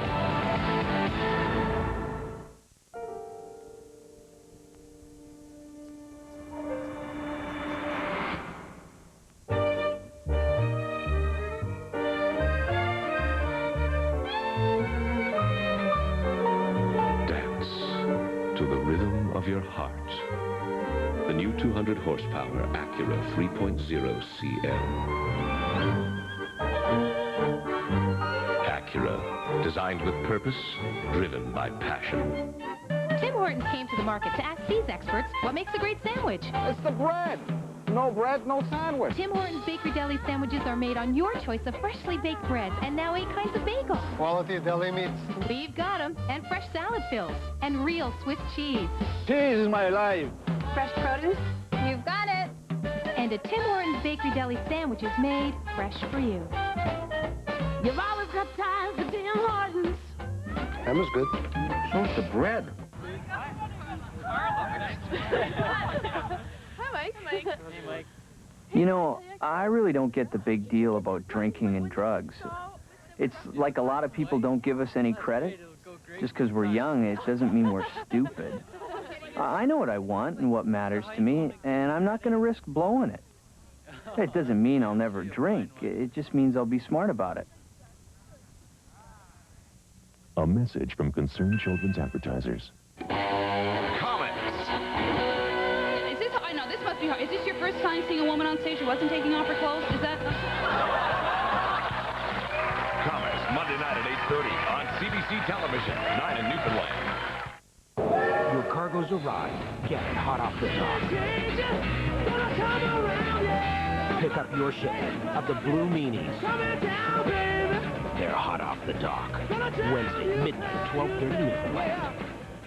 You mean I have to wait here until you finish the canoe? November 28th. We're gonna eat bulrushes? An elder tries to straighten the path of a young wayward. Even the groundhog, dumb as they are, wouldn't use a birch log for a bridge. Then we've got Blackfoot on the American side, and we've got Blackfoot on the Canadian side. Which side do you come from? Blackfoot side. a journey leaves a mother and son trapped between borders. Canadian? Blackfoot. 4 Directions premieres November 28th. Welcome back to the Skydome in Toronto, where the University of Miami of Ohio Marching Band is entertaining. It's all Toronto, 26-0. The Alouettes showing up stone cold here in the first half of this Eastern Final. You need look no closer, though, than the quarterback comparison to find out why the score is so lopsided. Doug Flutie is having one heck of a football game, 268 yards to just 74 for Tracy Ham. He's been unable to get untracked in this football game. was some controversy about who should have got the nod as the outstanding player in the East this year, and the stats during the regular season were debatable, but certainly no debate today. And, you know, a lot of the Montreal players told me they felt that the quarterback would decide it today. They thought their quarterback was going to decide it. That's bearing out. Look at the score, 26-0. Last game of the regular season, it was 32-0 Argos over Hamilton at the half. Is there anything stopping the Argos? Well, it's just no stopping it. And one big part of the Argo game is special teams. Daryl Adrellin does a marvelous job with a special team preparation. And the opening kickoff of the game, the temple of the game, was set at that point when Mike Clemens put his hands on the football.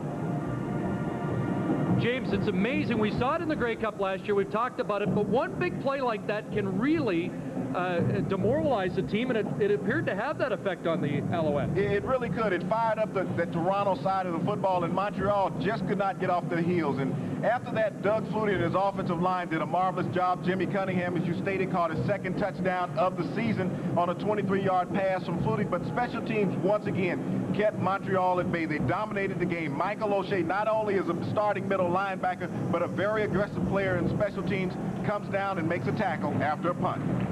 So all phases working for the Argos. They have 3 touchdowns and none by a player over 5'7", I would think. I have to tell you, after that Clemens run back, somebody on the Alouette bench said, there's our wake-up call, except nobody's woken up so far. They're in trouble, down 26-0 to the Argos at the half. The reviews are in. Leading industry publications agree that Corel WordPerfect Suite 7, the world's best word processor, is now an unbeatable Office suite. Corel suites include better internet features than Office or Smart Suite. Feature for feature, the new Corel suite outperforms the competitors. Now it's Microsoft's turn to play catch-up. Shouldn't you use the best? Corel WordPerfect Suite 7. It's unbeatable.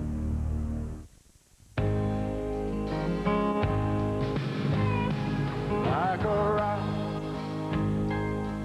I was strong as I could be. Like a rock, nothing ever got to me. Introducing the most powerful line of engines ever in a Chevy truck, Vortec. Like a rock. Chevy, the most dependable, longest-lasting trucks on the road. Rules, rules, rules. Why do people make so many rules? And they're always making new ones. There's also a lot of other ones that I think we should just throw away. I wouldn't be afraid to tell them which rules to get rid of. I bet you we wouldn't even miss them. It'd make things a whole lot simpler. We're M-Banks. We're a whole new kind of banking from Bank of Montreal. We believe the best rules are the ones that work for you. We're M-Banks. Simple's good.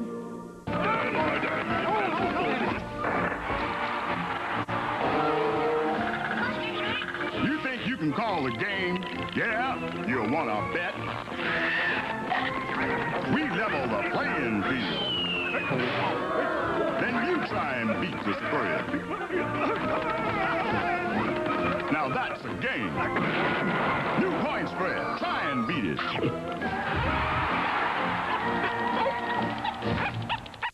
He captured the imagination and hearts of people around the world. There is absolutely nothing that can't be accomplished once we set our minds to it. Rick Hansen on the next Life and Times, Friday night at 8. From the producers of Road to Avonlea, a new series. We're moving to New Bedford. I've been known to bite on occasion. We're trying to make a home for them here, Mother, not a prison. You can't keep us here. Where are the boys? I'm coming back for my kids. Wind at My Back premieres December 1st.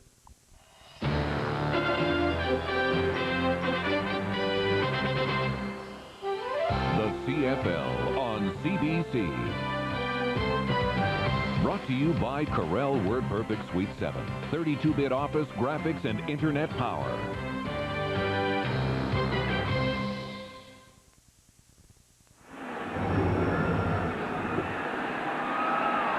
Welcome back to Toronto. A gorgeous November day. Boy, if we can get this weather next week for the Grey Cup, and Argo fans hoping for the same type of result next week. Tracy Ham has 30 minutes to try and change the course of this week. Was the weather on your Christmas list? That's all we need to know. See? Much better this week here than it was in Edmonton last week, and what the forecast reads for Calgary later this afternoon. Second half underway. The largest crowd, undoubtedly, here at Skydome this year to watch the Argos, enjoying this one.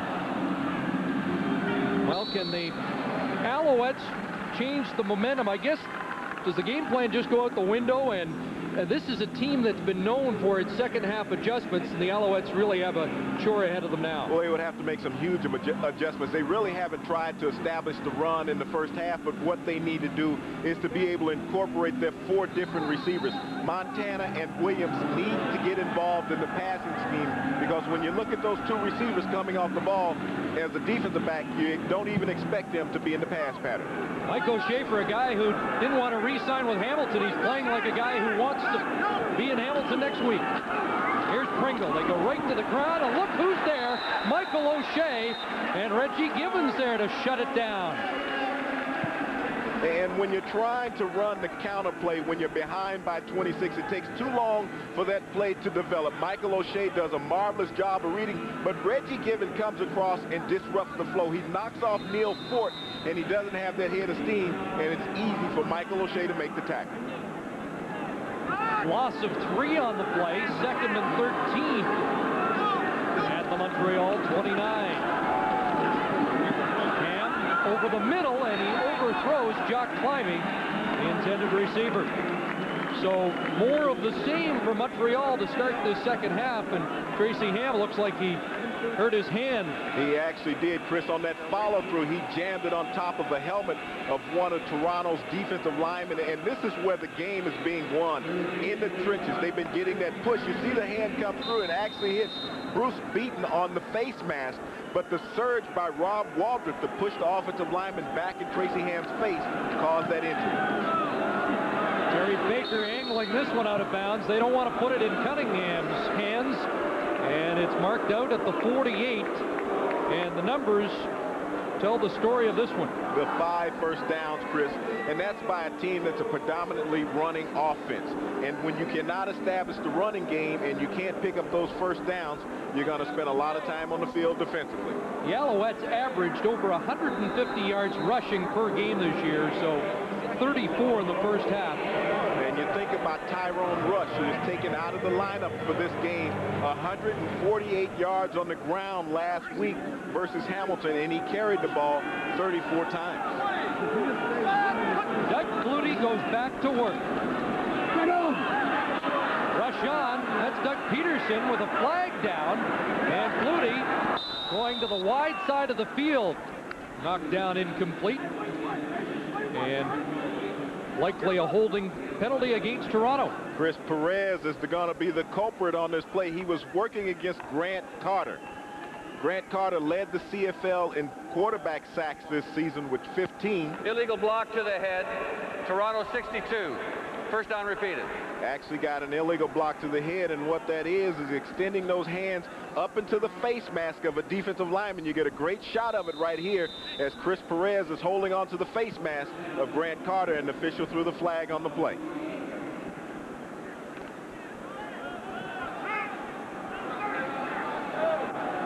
You see the matchup there. Chris Perez, a monster of a man. They have him listed at 290. He goes about 3'5", 310, but a tremendously conditioned offensive tackle. 1st and 20, and here's Cunningham across the 45 and getting back close to the original line of scrimmage.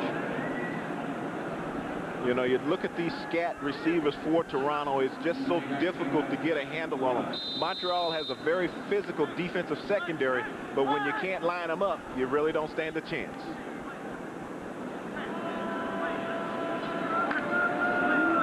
Argonauts with 5 of the top 19 receivers in the CFL during the year, as Flutie was outstanding in distributing the football. And now here's Drummond trying to get outside. Stopped up at the 50, but a little extra effort. Got near midfield. Still, he'll be 3 or 4 short of the first down. You know, he's just running through arm tackles, Chris. You got to break down and wrap up on the big guy. Montreal came into this game, 3 of their tacklers ranked in the top 6 in the CFL this season. But the way Robert Drummond and Mike Clemens have been running through him, that's a stat that really doesn't mean much right now. Those 3 linebackers, Grafley, Bryant, and Randolph. Grafley leading the league in tackles. And Louis Fight lined up too deep on his last punt return, and he cost Montreal two points on a safety. Vanderjagt kicking it, and again, Fight has to come up for it, drops it, and the Argos have it again. There is a flag down, and are they going to get Toronto for no yards? But once again, Chris, he had lined up too deep. He had to run about 15 yards trying to catch up with that football, and he just couldn't get underneath it, and he may have turned it over on the ground. We'll sort out the penalty. It was a 34-yard punt by Vanderjagt. We'll be back after this. First down.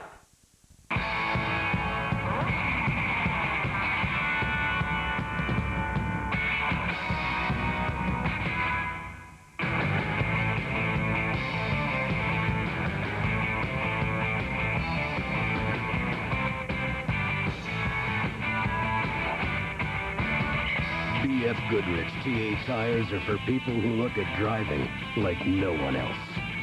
BF Goodrich. Show them your true colors. So you think you're ready for the pros? Think you're good enough? Fast enough? You kidding? Man enough?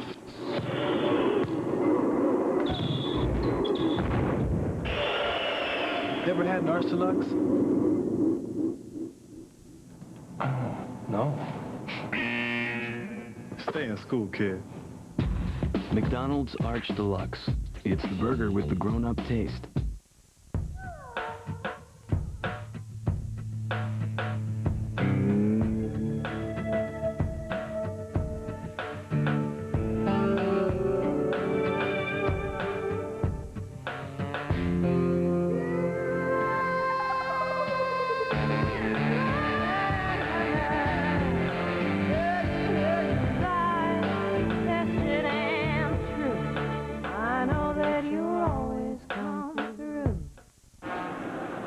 Well, the mistakes continue to happen for the Alouettes. This time, the no yards penalty. Adrian Smith within that 5-yard range. Well, and Montreal really dodged the bullet on that because Louis Fight, once again, misgauged the football. And Fight just spent some time fielding footballs on the sidelines, getting set for the next time he has to go in. Tracy Ham in trouble. Tried to drop it off to Jock Climby as he was falling to the turf. Incomplete, and that was Oscar Giles pulling Ham to the turf. You know, the one thing we haven't seen from Tracy this afternoon is the willingness to run with the football. Last week he pulled it down and ran for 56 yards, which was very critical in the game versus Hamilton, and that's what Tracy Ham does as well as any quarterback in the CFL is run. But when you don't present that threat to the defense, they can tee off and come at you. Oscar Giles has had a big afternoon. He has been hurt for a great deal the second half of the year. Ham now, 2nd and 10, and down he goes. Rob Waldrop got to Ham that time. The man with the tooth.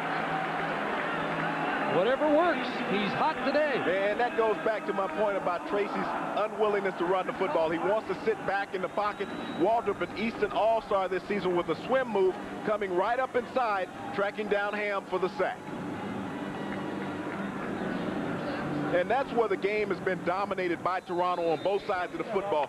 In the trenches, their offensive line is dominated, and their defensive line, with a 26-point lead, has just bent back their ears. That punt going out of bounds again, and they are sacrificing yards, and the fans on Terry Baker for electing not to punt to Jimmy Cunningham. That's a 32-yard punt. I really don't know if they're sacrificing yards, but what they're doing is saving themselves from a great return. Jimmy Cunningham is such a threat, but that lets you know how a game is played as a chess match, because a punt returner can decide what a punter is going to do. Still to come this afternoon from McMahon Stadium in Calgary, the Stampeders and the Eskimos, the Western Final. That's been an annual date for the past several years. Don Whitman, David Archer, Scott Oak, Chris Walby are on hand, bundled up at McMahon. Doug Flutie back to work, and that pass skips to Clements on a bounce, incomplete. You know, when you look at the comfort level of Doug Flutie in the pocket versus Tracy Ham this afternoon, he really has not felt the pressure. So it has allowed him to sit in the pocket, and even when he wanted to scramble, he was decisive about it and took off.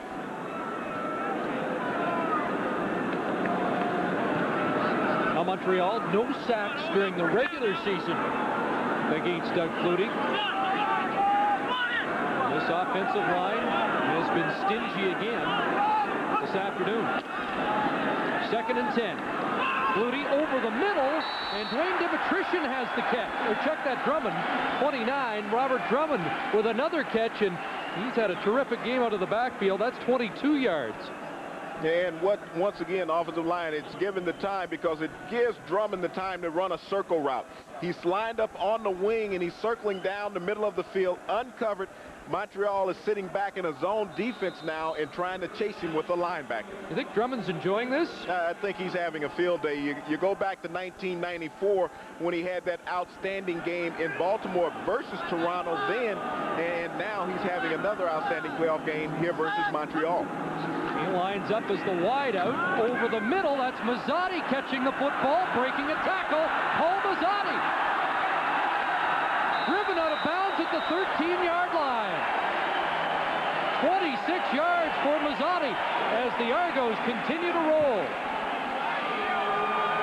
The only worry on this play for Toronto was whether the official was going to knock down the ball from Paul Mazzotti. He was the only person who had a chance on the play, and he got out just in the nick of time. But Paul Mazzotti did a marvelous job of reading the zone, finding that soft spot, picking up another Toronto first down. Aren't many left from the 91 Grey Cup. Paul Mazzotti's one of them for the Argonauts. And Chris Perez is just manhandling Grant Carter. I mean, he's treating him like a rag doll out there today. Argos with a first down at the Montreal 12, looking for more. They fake to Drummond, Flutie to Clements, and the pass delivered high and incomplete. Charles Gordon in coverage against Pinball. And Montreal really has to protect against Toronto being able to get into the end zone on this drive. They haven't had any offensive productivity this afternoon, so if they can hold them out, it'd be a great moral victory, but if they don't, this could be over with.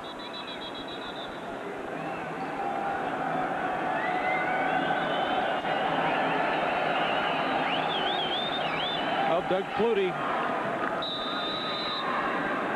has answered the critics again this afternoon. It's the only knock against Flutie that has continued throughout his CFL career is about playoff performances. Boy, he's been vintage Flutie today. Calls his own number. He'll score. Touchdown, Doug Flutie.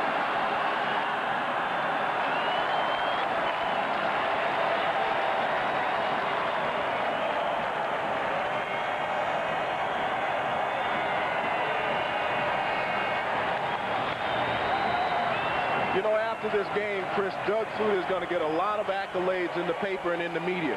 But his offensive line today has just done one masterful job. Charlie Carpenter's bunch has done it all. Vic Stevenson pulled from his right tackle on this play, led the interference for Flutie around the left side as he galloped into the end zone untouched. Vic Stevenson has Grey Cup rings from the 89 Saskatchewan Roughriders, the 94 BC Lions. He's looking for a third, and the Toronto Argonauts are halfway down the Queen Elizabeth Way to the 96 Grey Cup. The clock is ticking. In 5 days, the invasion hits home. Look out!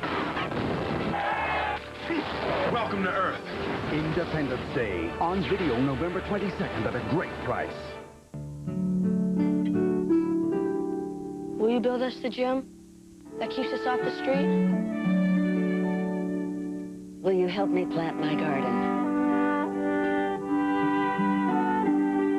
Will you take me to the hospital when I take one for the team?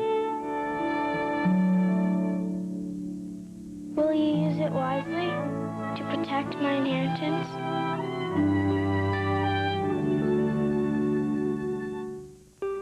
I wonder what it would be like if people made promises and kept them. I say I'm going to do something, I do it. You could actually count on it. Imagine if everybody just kept their word. What would the world be like then? We're M-Banks. We're a whole new kind of banking from Bank of Montreal. We believe in keeping promises. We're M-Banks. Imagine. The clock is ticking. In 5 days, the invasion hits home. Look out! Welcome to Earth. Independence Day, on video November 22nd at a great price. James, Doug Flutie just echoed your comments. He went over to Charlie Carpenter, the offensive line coach, and congratulated him because the O-line's making his job easy today. They're making Charlie Carpenter look like a genius. Watch Vic Stevens. You see him right there in the hole. Now, he's pulled from his right offensive tackle position all the way around to lead Doug Flutie into the end zone. The rest of the offensive linemen came off the ball, sealed off the Montreal defense, and Doug Flutie had no problem waltzing in for 6. Flutie has a couple of touchdowns today. Cunningham, Clemens, the others, 33-0. And nobody breaking down this game expected this type of score.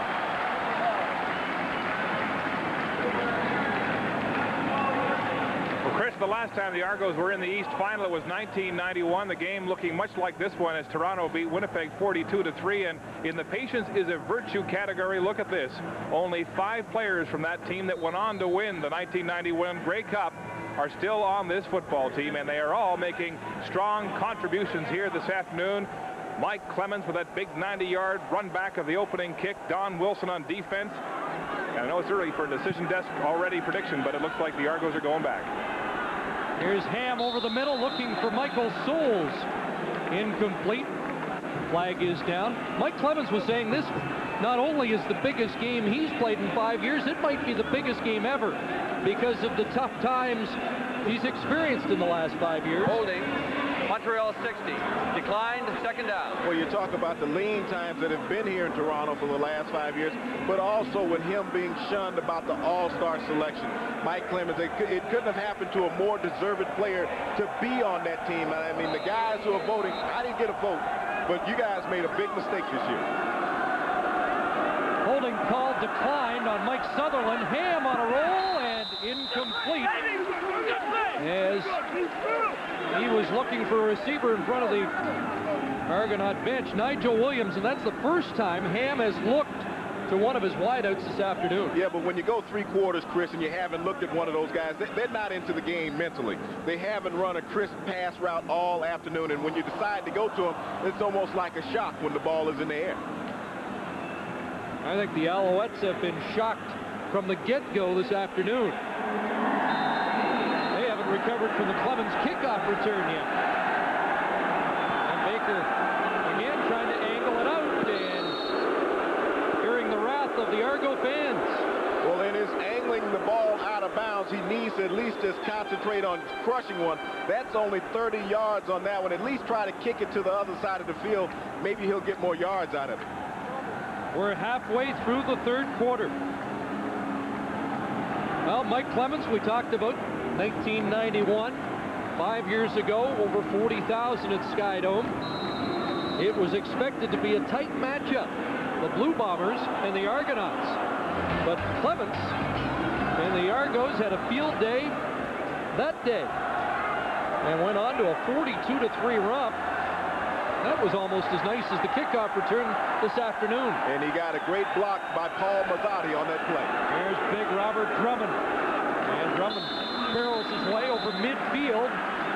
Finally stopped at the Montreal 52, and that's close to 8. You know, I've talked a lot about the offensive line in this game, but right now it's becoming fun for him because Toronto now can work on establishing their run game, getting ready for playing outside next week in Hamilton.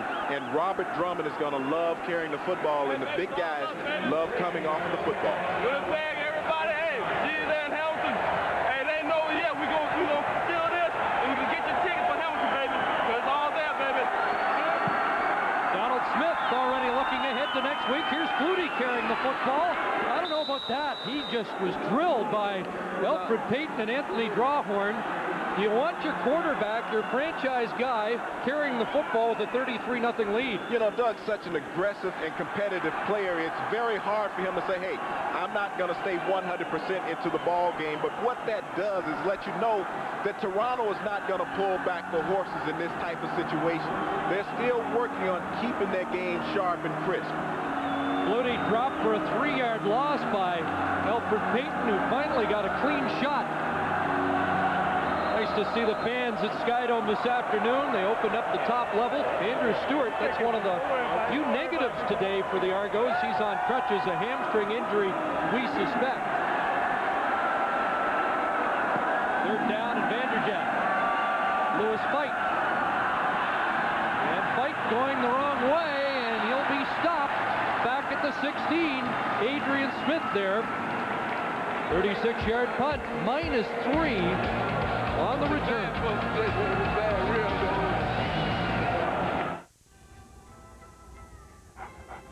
Winter's here, and it's time to ask yourself, does your battery have the juice to get you started when you really need it? Do your tires have the traction you need for slippery situations? Only Canadian Tire offers MotoMaster batteries and tires to get you going in any situation. All at the everyday low prices you'd expect from Canada's automotive store. Canadian Tire. Everyday low prices made better.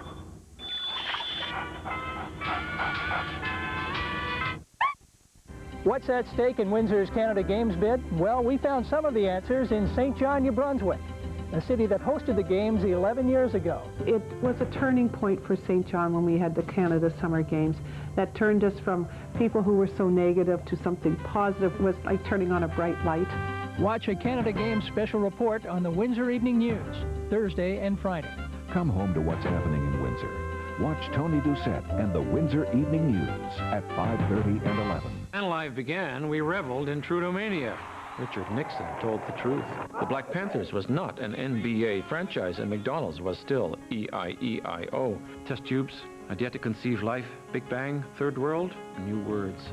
How the world has changed. I'm R.H. Thompson.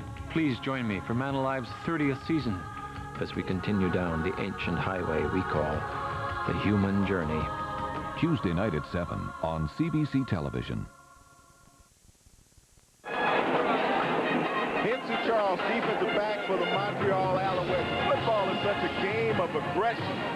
Watch as he comes and peels back to get a block for Lewis Fight. This is a game of violence. Ladies and gentlemen, that's what you call a decleater. First thing that hits the ground is the name tag of the defender. A decleater. Those two guys were teammates a couple of years ago, Namako and Charles. When Hetzi Charles was an Argo, Mike Pringle, this is an enormous story today. Mike Pringle has been shut down.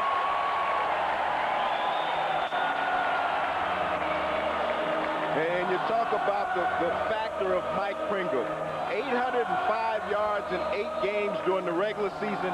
Missed last week's playoff game due to an elbow injury.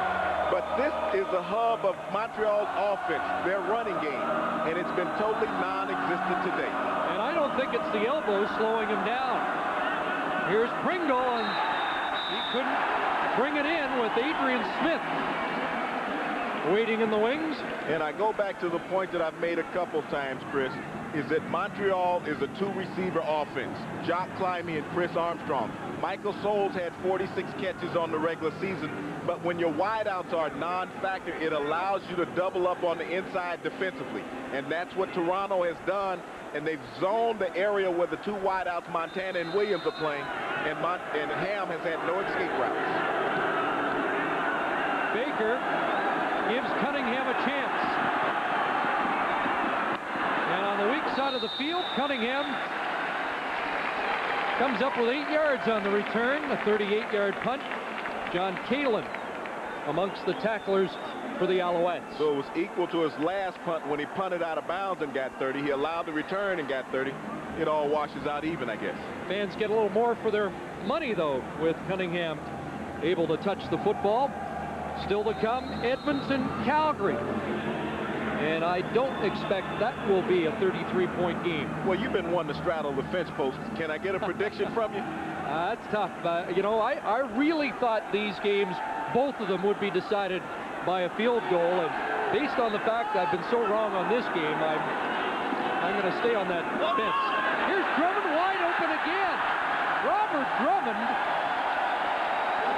is just taking apart this Alouette defense.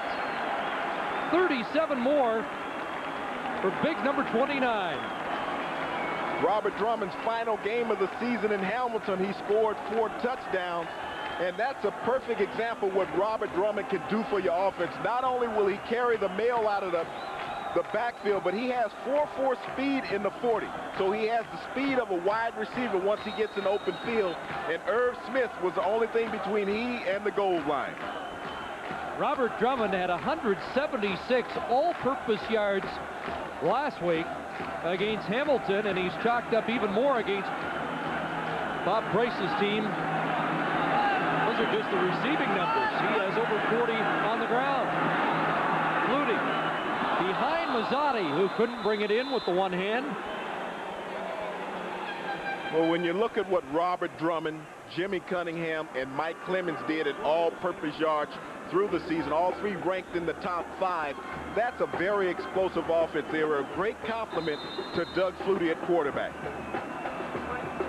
Well, this is a nightmare for Dave Ritchie, an outstanding defensive coordinator. 94 Grey Cup champions, head coach of the BC Lions, and he didn't foresee this. And Flutie's going to call timeout. Didn't like the alignment. 2nd and 10 with 3:33 to go in the third quarter. The threes are wild. 33-0 on the scoreboard. Well, this is the situation that Doug does not want to let a scoring opportunity get away. They've marched all the way down the field, and here's a chance for him to really drive the stake through Montreal's heart. He's had a marvelous afternoon. He has done all the right things. He's made the right adjustments. When he had to run, he would leave the pocket.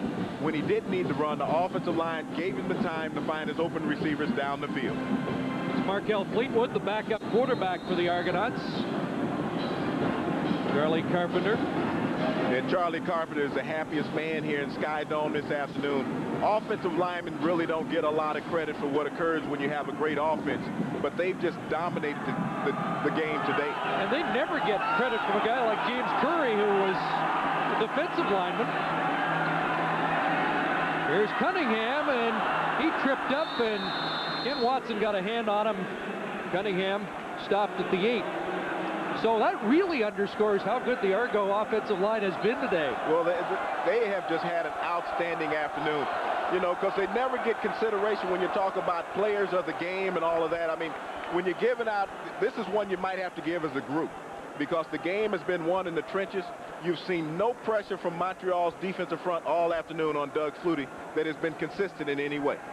Knowing those guys, they'll settle for a free dinner from Flutie after it's over. Well, 3rd and 7. And the fans here wanted the Argos to go for it, but Vanderjagt will come in to attempt a field goal from 15 yards out. And Vanderjagt is good. Argos pouring it on here. John Matthews' team up 36-0. Former Argo quarterback Conrad Holloway, who I'm sure watched in disbelief this year as Doug Flutie broke your all-time Argo single-season passing record of 4,661 yards. What did you think? I thought it was fantastic. I wasn't in disbelief. I mean, he's had a great season up here, and he's had a great career up here so far. And a nicer guy couldn't have done it, and I'm just happy for him. And I got a chance to tell him today, and that was really good. What can you say about Doug's performance here this afternoon? Well, it's great to line him up 5 wides and just pitch and catch. And Montreal's playing rather soft, and Doug's taking advantage of that. I understand you're now in the hockey business, working PR for the Huntsville Channel Cats of the Central Hockey League. Oh, yeah, we're my hockey expertise, you know, is so great. But I had an opportunity to join up with a professional organization, and I'm very proud of it and having a good time doing it. All right, Conrad, it's good to see you again. Thank you. Good to see you guys. Chris? Conrad Holloway, a star from another era with the Toronto Argonauts, a Grey Cup title in the 80s.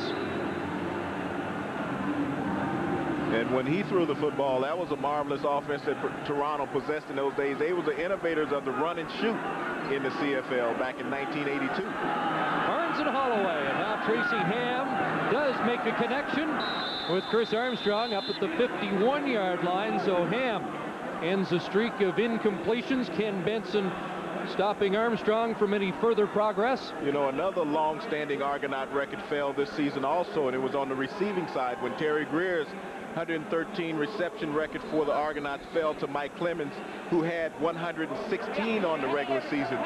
Terry Greer also was the first professional wide receiver to have more than 2,000 yards in receptions during the regular season.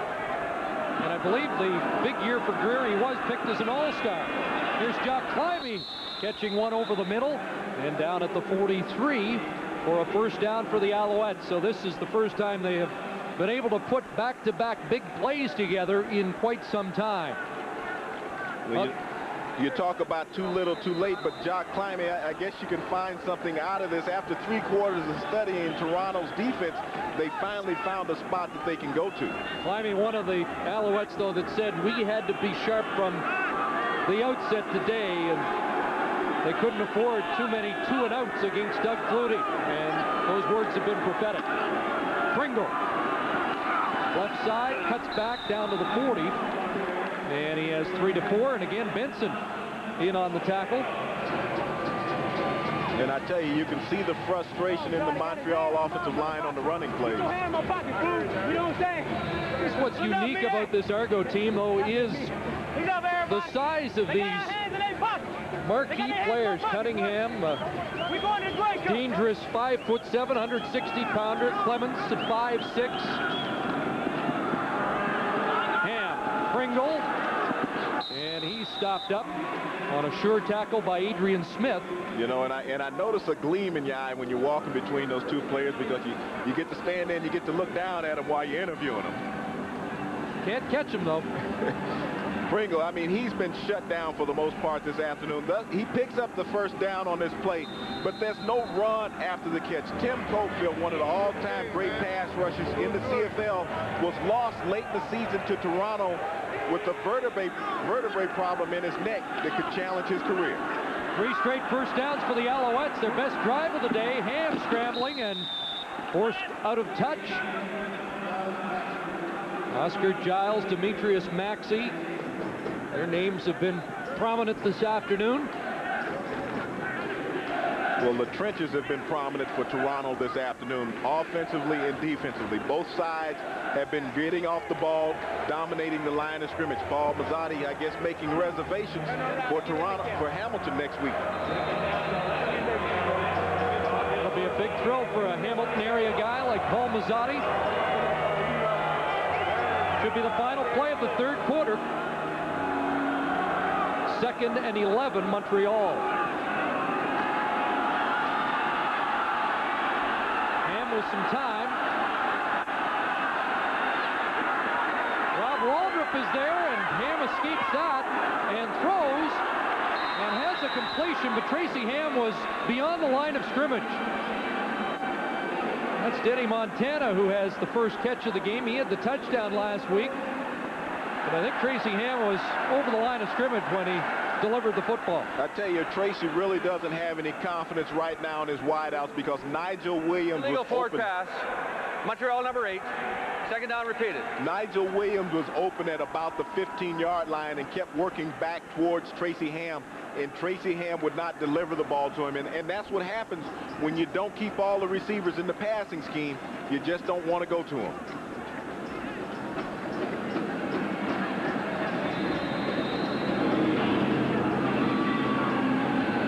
Has really cost, and it goes a lot with their inability to utilize the wideouts. This is a team that can't fall too far behind, especially when the running game is not on track. Well, also the offensive line is built for running. They're not built for sprint out passing, and that's one of the things that Tracy Ham can do, is that he can sprint out and throw the football. When you have a lot of 300-pound offensive linemen, they like to stay closely compact inside, and they haven't been able to offer him that protection this afternoon. We'll get a great look. Watch Nigel Williams at the right of your screen. Now, he is open. There's nothing between he and Tracy Ham. But Tracy Ham elects not to throw him the football, and he crosses the line of scrimmage prior to throwing the pass, and they lose the yardage on the illegal play. Well, when we... Tracy Ham on the sidelines, when we talked to Bob Price about how this thing might unfold. He said the worst case scenario is if we lose control of the line of scrimmage, and if we're not running and they are, and that has been the case today. And Bob Price's worst nightmares have been realized this afternoon. Well, Bob Price thought that he would be in this football game. He thought his team played well enough last week. They didn't dominate the game versus Hamilton, but he felt with another week that they had a chance to come in here and challenge this high-powered Toronto offense. But his defense has just not been able to answer the call this afternoon. We're 15 minutes away from a decision in the East Final and the beginning of the Western Final. From McMahon Stadium, the Eskimos and the Stampeders. And there are the Stampeders starting to loosen up as they renew their great rivalry in the West. Mike Pringle straight up the middle on the 2nd and 20 carry. Got it down to the 30-yard line. So Pringle with the pickup of 13 as the third quarter comes to an end. Argos with 12 in the first quarter, 14 in the second, 10 more in the third, and Don Matthews' team in control.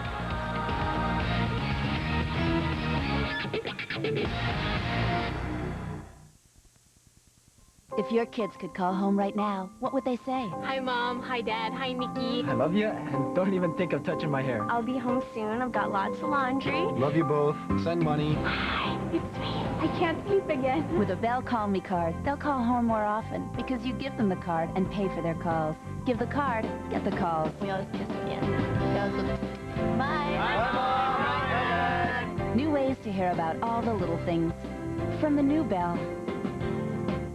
It's new Grand Champion Sound and Action Stallions. Each sold separately. Hey, Gallop, watch this. Whoa, he even reared. Wow, just like a real horse. Grand Champion Sound and Action Stallions.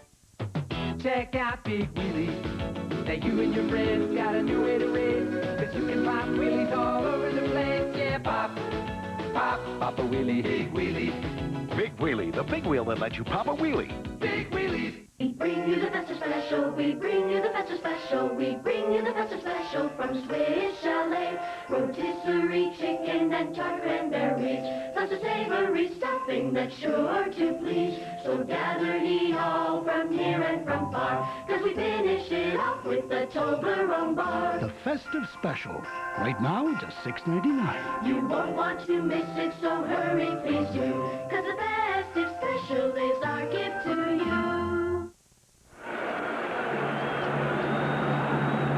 Welcome back to the Skydome. This was the message on the Jumbotron just moments ago. Condredge Holloway proposing to his girlfriend, Courtney, down on one knee here at the Argo bench. She thought for a moment, and then she accepted. Condredge Holloway and his girlfriend, Courtney, engaged to be married here before the big crowd at the Skydome, with much of the focus here on the sideline and not on the football field. What do they say about life imitating sport or sport imitating life?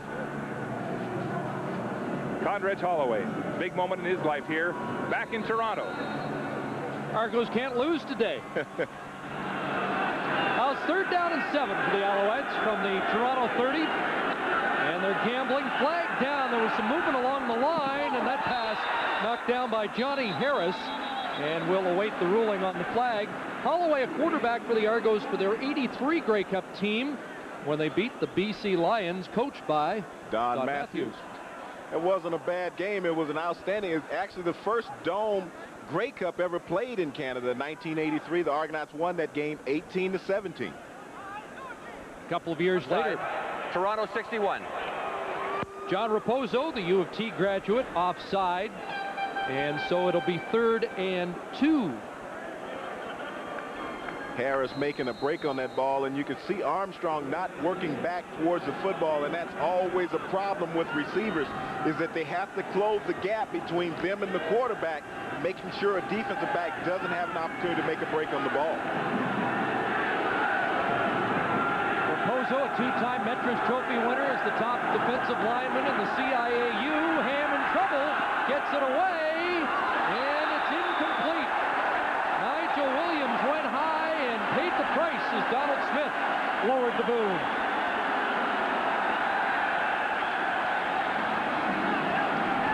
Donald Smith has enjoyed an outstanding season on the corner for Toronto this season. Played last year down in Memphis. Started his CFL career in Winnipeg as a defensive back. And he's one of those guys that finds quiet time away from football in his drawings and paintings. And he's done a lot of artwork on his teammates this season. Objectionable conduct, Montreal 57. That time he pasted Nigel Williams on the play. Alfred Payton took exception to the extended celebration of the hit by Smith and was penalized. It's not a host.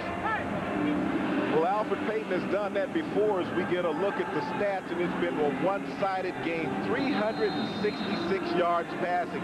And for a team that loves to run the football, only 50 yards on the ground for Montreal and eight first downs in the game. You cannot have 8 first downs and expect to be in a football game in the fourth quarter. Doug Flutie remains the quarterback. 36-0 lead. In the fourth quarter, over the middle, that's Masadi. And Masadi dropped the ball. The Alouettes have it. Not yet. Well, it's still loose. And now it's confirmed. Tracy Gravely came up with the loose ball on the play. Tracy Gravely make that Douglas Kraft. The cornerback was the last one in to pick up the football.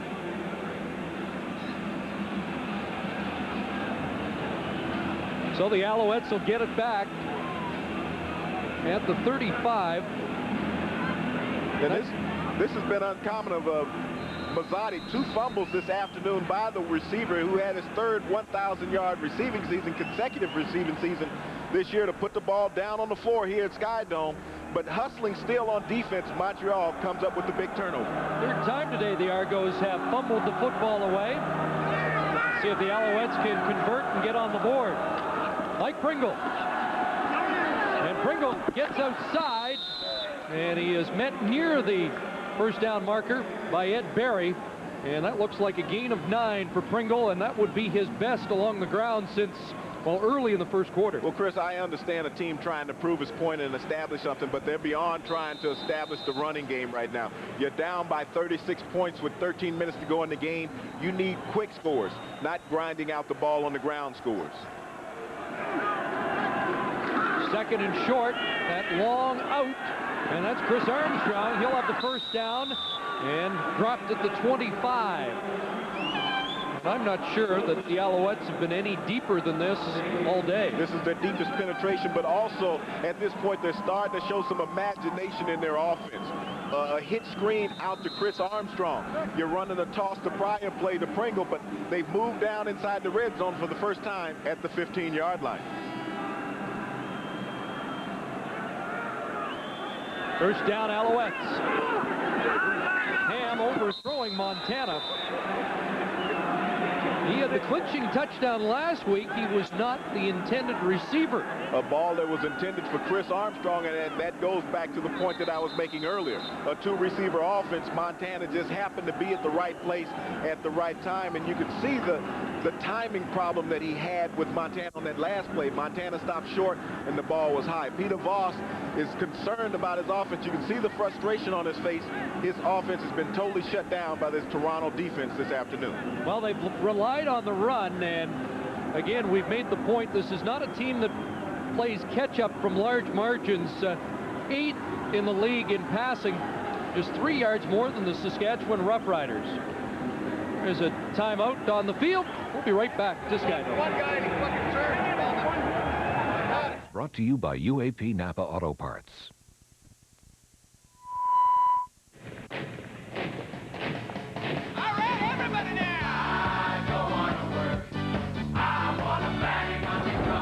It's here. I don't want to work. I just want to bang on the drum all day. The revolutionary Toyota RAV4. Compact, nimble, full-time four-wheel drive or front-wheel drive.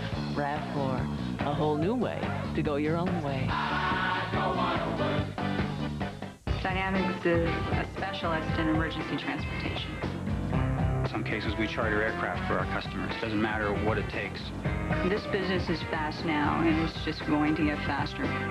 Customer calls in, their account information is right there on the screen, and that happens within seconds. Without Advantage Total Data Solutions, our trucks would stop. 5 years from now, we'll be teleporting packages. Advantage.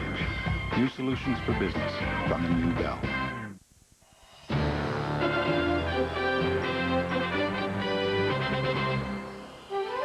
The CFL on CBC. Brought to you by the new Bell. We'll earn your business.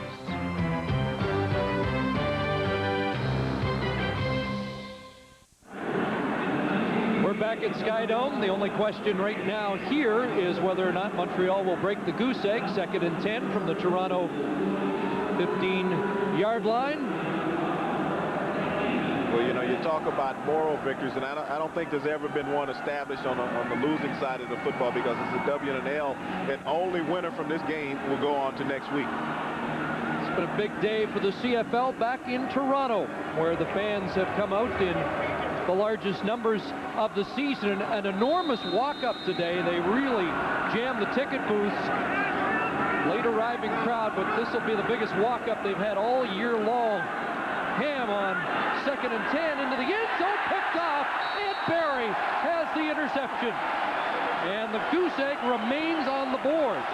And I tell you, Chris, Nigel Williams was open here on the near side of the field, and if Ham had decided to go that way instead of jock climbing, Ed Barry would have not come up with the interception. But marvelous coverage by Ed Barry, knowing that he's going to go to one of the inside guys and maintaining his position and coming up with the turnover. Ed Barry, a 9-year veteran of the CFL, 33 years of age. You know, Ed loves skeet shooting. That was like picking one off. That evens the turnover count on the day, but not much else is even here at Skydome this afternoon. Under 12 minutes to go, and Flutie remains in. And here's Jimmy Cunningham dancing outside, and Irv Smith pulls him down at the 41. That's another completion for Flutie, 30 or 31 so far today. Well, there have been a couple of playoff shutouts. And Montreal have been involved in one before. That was the 30th completion for Doug Flutie on the afternoon. The record in a playoff game is 35, held by a former Argonaut. Mike Kerrigan did it with the Hamilton Tiger Cats. I bet man, and I say that he's in reach and he'll get it. Drummond's stopped after a short gain. Well, Doug Flutie likes to go the distance. He went 3 quarters last week against Hamilton, and then Markel Fleetwood came in. But it looks like Flutie wants to take as many snaps as possible to get ready for the Grey Cup, especially after the 2-week layoff. Yeah, he took the layoff, and he knew he was going to need some work. The thing about it, though, Doug Flutie has been sharp. He has been crisp. He has not missed a beat, and his offense has responded, and the big guys up front are enjoying it. I just wouldn't expect Flutie to carry the ball himself much more today. Took a hit a little earlier in this second half. That pass knocked down at the line. Grant Carter got a paw on it. Well, Flutie approaching some big numbers. Well, he's right in there. Reggie Slack did that in a game last year down in Baltimore. He actually set a record in that game where he attempted 51 passes. Mike Kerrigan, you spoke about down the road in Hamilton, completed 35 in a game, which is the record, which is still in reach of Doug Flutie with 10.5 to go here in the 4th quarter. 3rd and 9. Matthews gesturing at Flutie. I'm not sure whether that was a signal that he's done for the day or not. Vanderjagt to Lewis Fike. And Fike up to the 43-yard line, where the Alouettes go back to work, still trying to produce its first points as we close in on the start of the Western Final from McMahon Stadium in Calgary.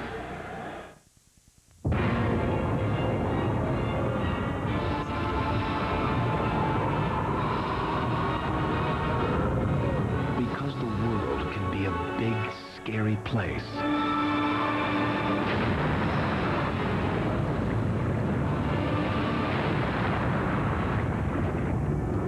The Chevy Blazer with the exclusive driver control system. It's nice to know it's there. The road, it's where I go to be myself and find myself. That might be Boston one day and Beijing the next. Northwest gets me to all the places I need to go, and they understand how to take care of me. My chair is the most important thing to me, and if it's not working right, then I can't be my best. Northwest is part of my team. Deanna, they say to me, some people just know how to fly. Go fly.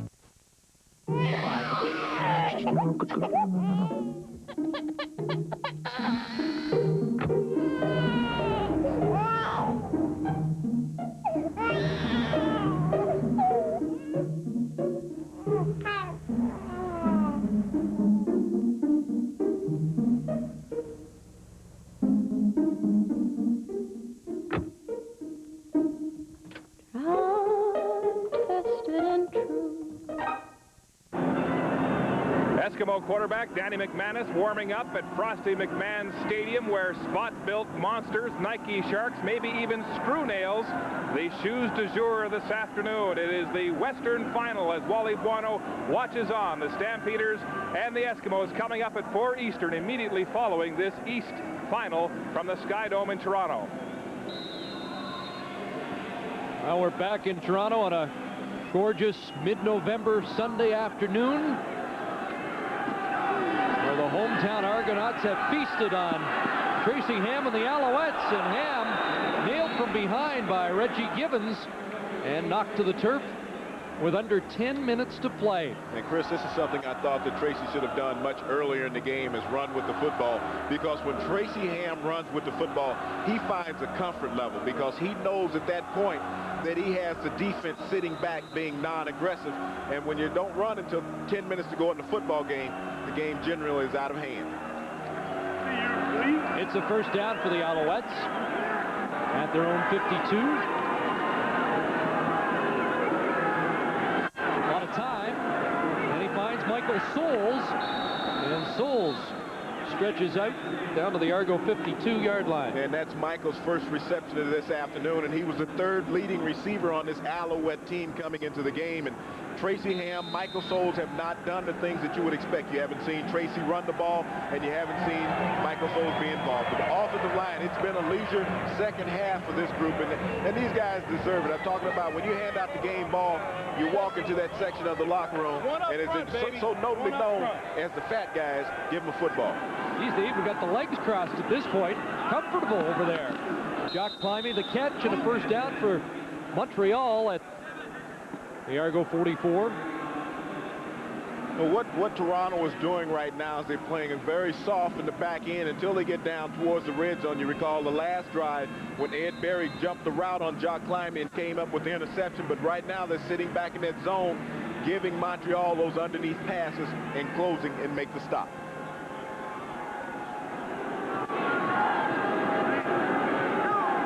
First down, Alouettes. Pringle met by Waldrop and O'Shea, and again they are able to contain last year's outstanding player in the CFL.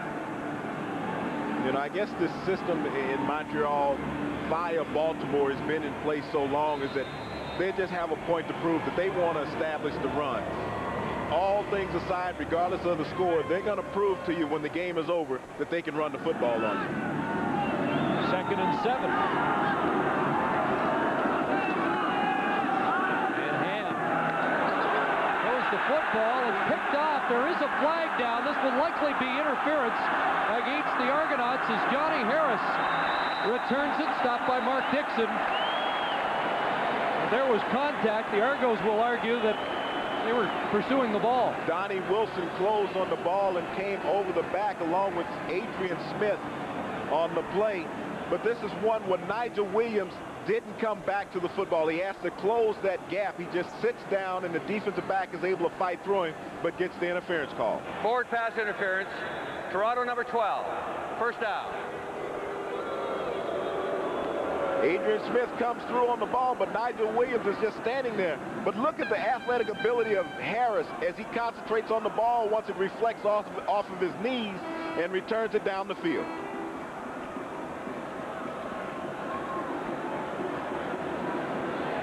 Mike Withacombe down on the field, who is the center for Montreal.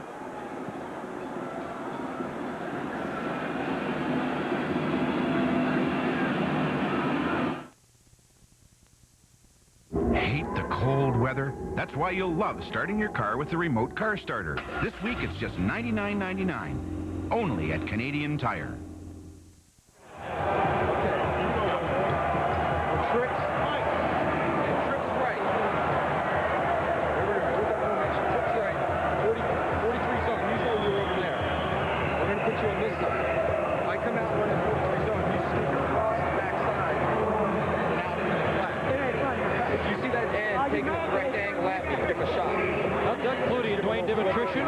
Running over some of the offensive schemes with an eye to the Grey Cup game now.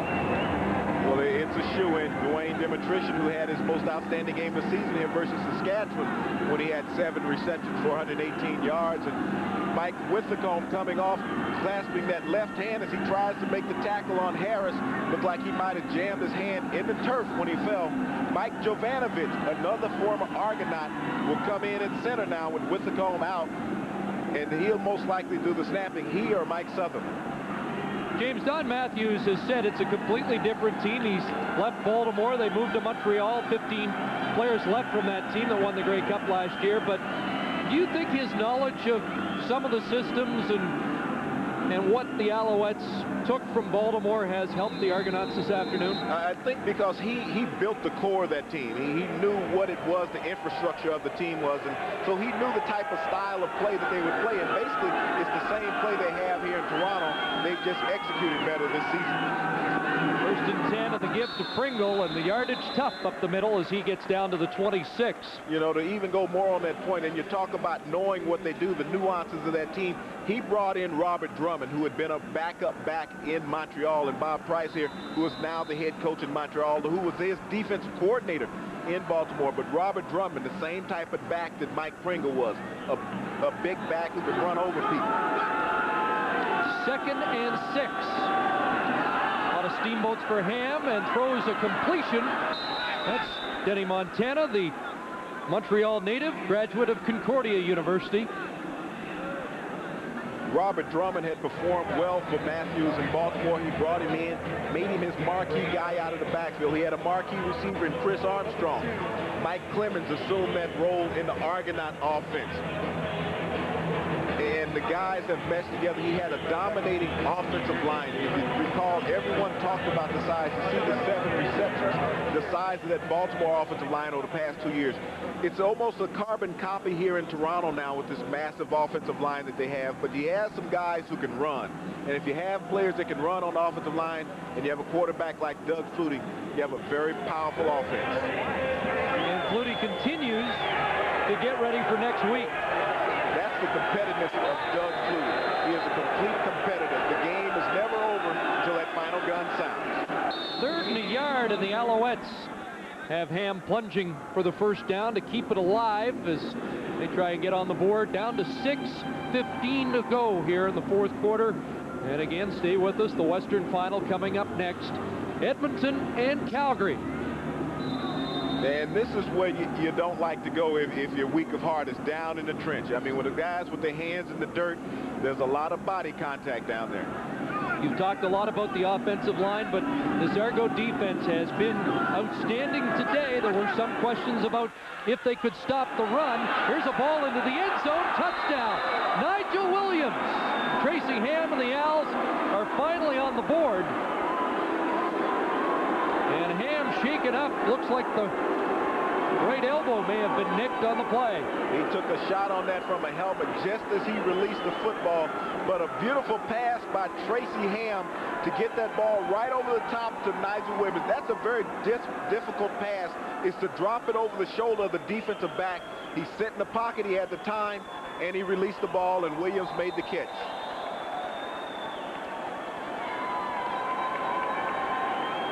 and talked earlier about him not going to Williams or Montana. You go to him late, but the game is out of hand. Baker adds the extra point, so the Alouettes took 54.5 minutes before they could hit the scoreboard at Skydome. 36-7, Argonauts. Dynamics is a specialist in emergency transportation. In some cases, we charter aircraft for our customers. Doesn't matter what it takes. This business is fast now, and it's just going to get faster. Customer calls in, their account information is right there on the screen, and that happens within seconds. Without Advantage Total Data Solutions, our trucks would stop. 5 years from now, we'll be teleporting packages. Advantage. New solutions for business from the new Bell.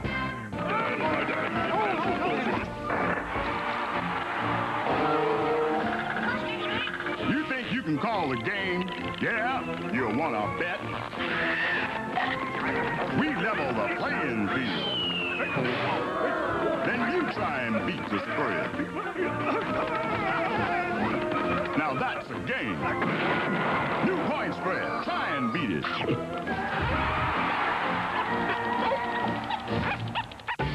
Every weekend, there is one newscast that can take you to places around the world.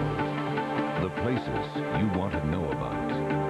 Sunday Reports with Wendy Mesley on CBC Television tonight. Get out the checkbook. Customers have a new way to take companies to court, and it's costing millions. It's kind of like guerrilla warfare, and I think we can fight better than anybody. The Numbers Game tonight on Venture, right after Sunday Report. Tracy Ham getting attention from the bench. You'll see as Oscar Giles comes through, as Tracy Ham throws the ball in his follow-through.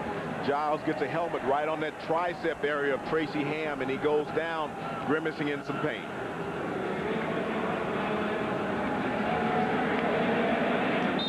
So the Alouettes getting set to kick off to Toronto. When we started the afternoon, Clements returned to kick off. This will be a short kick attempt. Clements went flying in the air, and who comes down with the ball? Looked like Dwayne Demetrician came up with the football. Argos have it at the Montreal 51. And it looks like Doug Flutie is back out at quarterback. He's going to finish what he started, and it was Demetrician. So he's done a marvelous job of directing this Toronto offense. You'll see right here, the key to this is going up, getting the ball at his highest point. Mike Clemens couldn't handle it, but Demetrician hustles back in and comes up with the loose ball.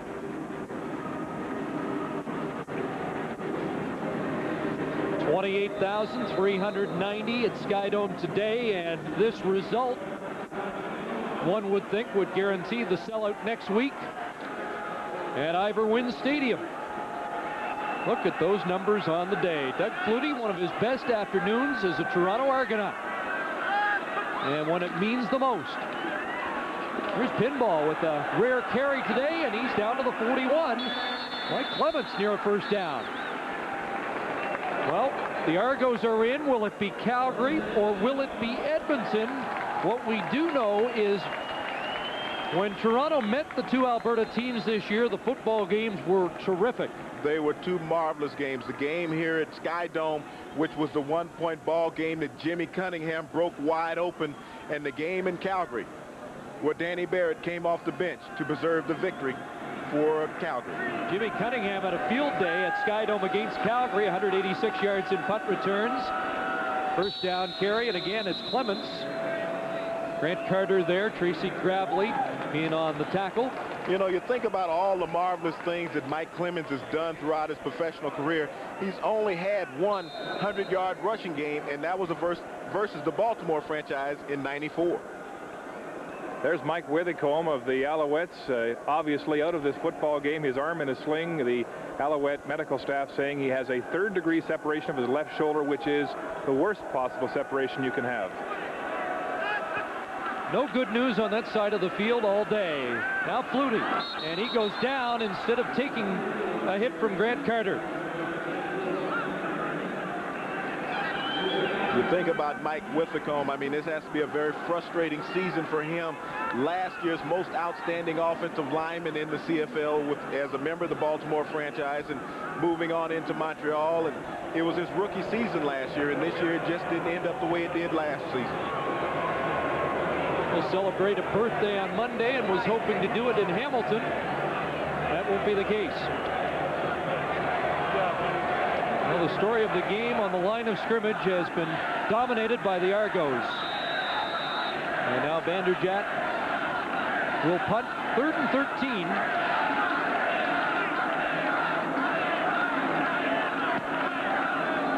Vanderjagt angling the punt. And it bounces back. Picked up at the 30, and there'll be a flag for no yards as Raposo takes his man down. Just a 12-yard punt because of the bounce back and no return.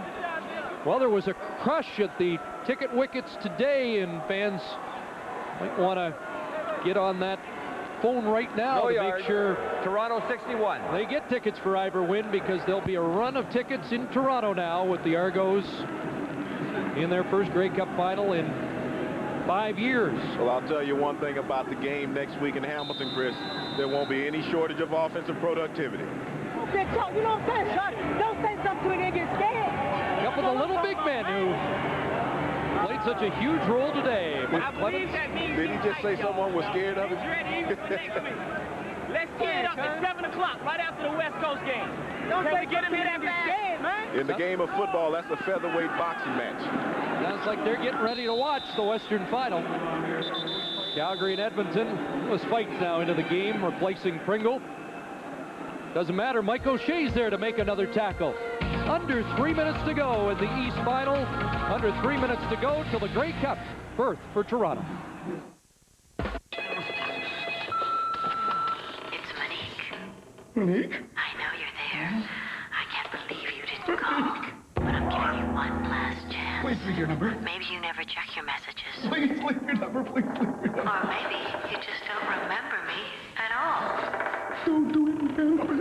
Curious to know the number of your last caller? Press star 69. It's Bell Last Call Return pay-per-use service. Monique? And it's just 50 cents a call. Eddie? Corey Hart. I wouldn't change anything in my life, despite all the ups and downs. A 1-hour special.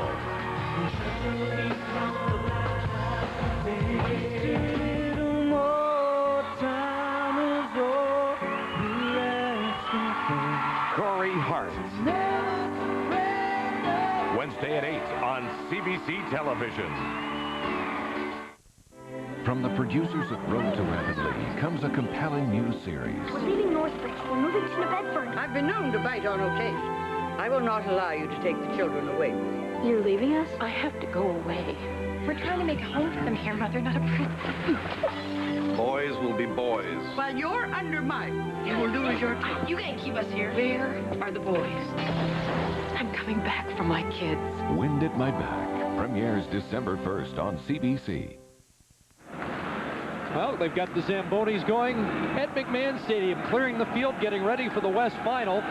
It will be crisp, but it looks like conditions should be pretty good for the Western Final. Typical conditions for Edmonton and Calgary, and that should be a great matchup. The Eskimos winning 2 of the 3 regular season games. Back here at Skydome, the finishing touch is being put on this Argonaut win. Tracy Ham's gone all the way. That time hooking up with Lewis Fight out of the backfield. Well, he was able to produce a touchdown on his last possession, and I think for Tracy that he would like to be able to come in and at least get one more score on the scoreboard. Facing a 3rd down and 5 yards to go, and it looks like the Alouettes will go out on their shield here as they're going to go for it on 3rd and 5. Ham over the middle, and it falls incomplete.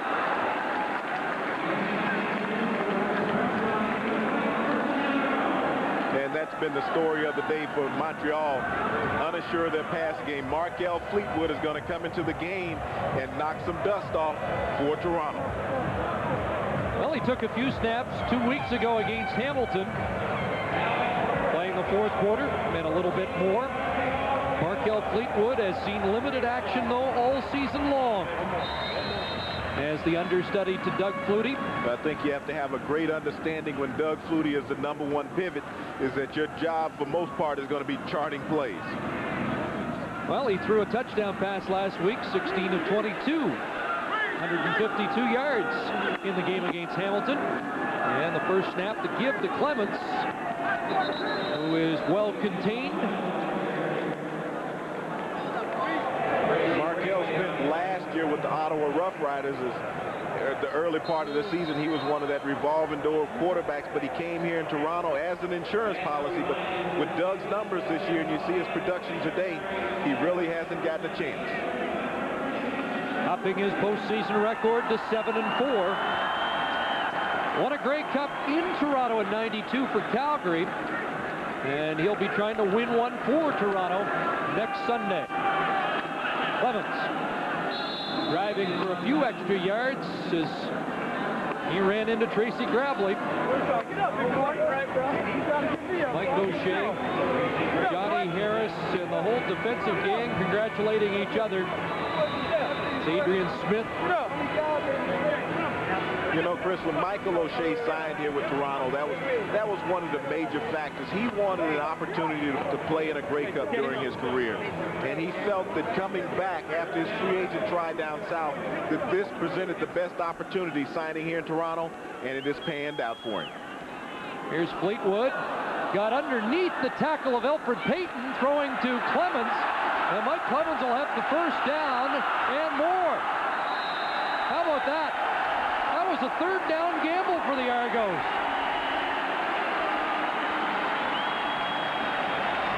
And it ends up with a 19-yard pinball pickup. One of the things that defensive players, especially linemen, have to understand when you're coming in and you're trying to get on a hit on a quarterback is just take your time, come in and pull him down. Payton came in overzealous. Fleetwood got away, and Mike Clements had a chance to do his thing once again.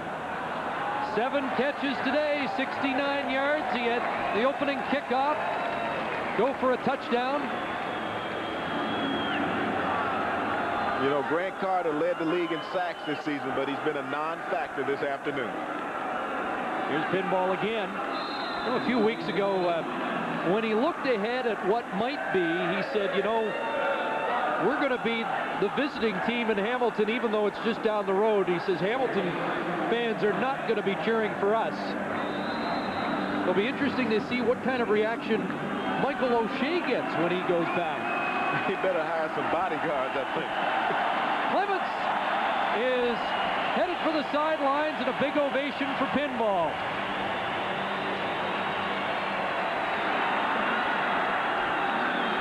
Fleetwood gives off. This is J.P. Esquerdo breaking it outside. Esquerdo to the goal line, and they're going to mark him out inside the 1. And that was his first carry of the season, and he carried that ball like he had been in the backfield before. He had one reception coming into the game, but J.P., once he took the handoff, he did a great job of reading his blockers and setting up the defenders, getting down to the goal line. Well, he was one of the guys here in '91. Mike Clements cheering him on. It's first and goal from the 1 with 37 seconds to play.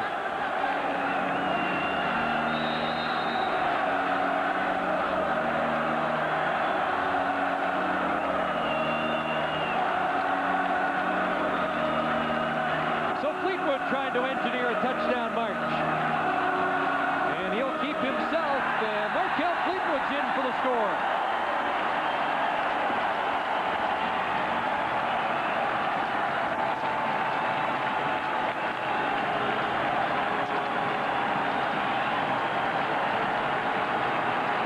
He does a better dance than Flutie.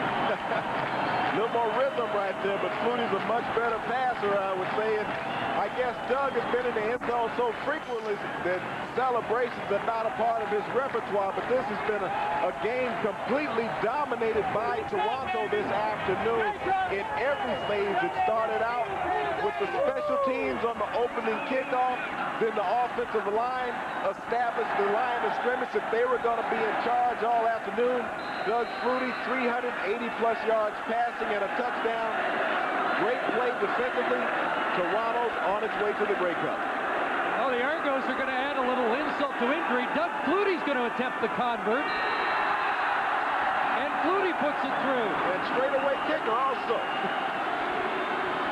Well, you've seen it all now. That's Don Matthews. He got the ice water treatment on the sidelines. This old throwback to Dave Cutler days in Edmonton when Don Matthews was the defensive coach out there. Doug Flutie didn't have the square-toe shoe on, but was able to get it through. A little celebration after the touchdown, and Toronto has a lot of reason to celebrate, and Don Matthews got an early shower in the game. That's one he doesn't mind taking, though. You know, when you get the chance to play for it all, you can afford to get a little bit wet. So Flutie a couple of touchdowns and a convert. 43-7. Now, how would you score that in hockey?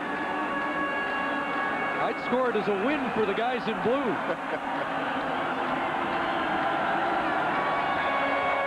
And it has been a dominating win. I mean, they've controlled this game from start to finish.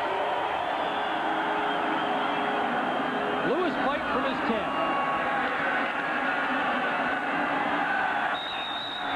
Over the 35, a 26-yard return. Edmonton and Calgary still to come. I know Flutie took great pride the other day in saying that of the 4 teams remaining, the Argos were 5-1, and he felt they had proven their point against the best of the league. I don't know what happened to us, though. Here's 2 playoff games, and the combined score is, what, about 111-14? We've been on the side of watching 2 great offensive performances last week. Danny McManus at Commonwealth Stadium. This afternoon, Doug Flutie at his best. Uncharacteristic in what we've had to see this season. It's been probably the most competitive year in about 15 in the league, from number 1 through 9 in the league. So who would have thought come playoff time the games would be so lopsided? Well, coming into this game, everyone felt that these 4 teams that were remaining were the best games that you could have, and that you would have a situation where it would possibly come down to the last 2 minutes of a ball game.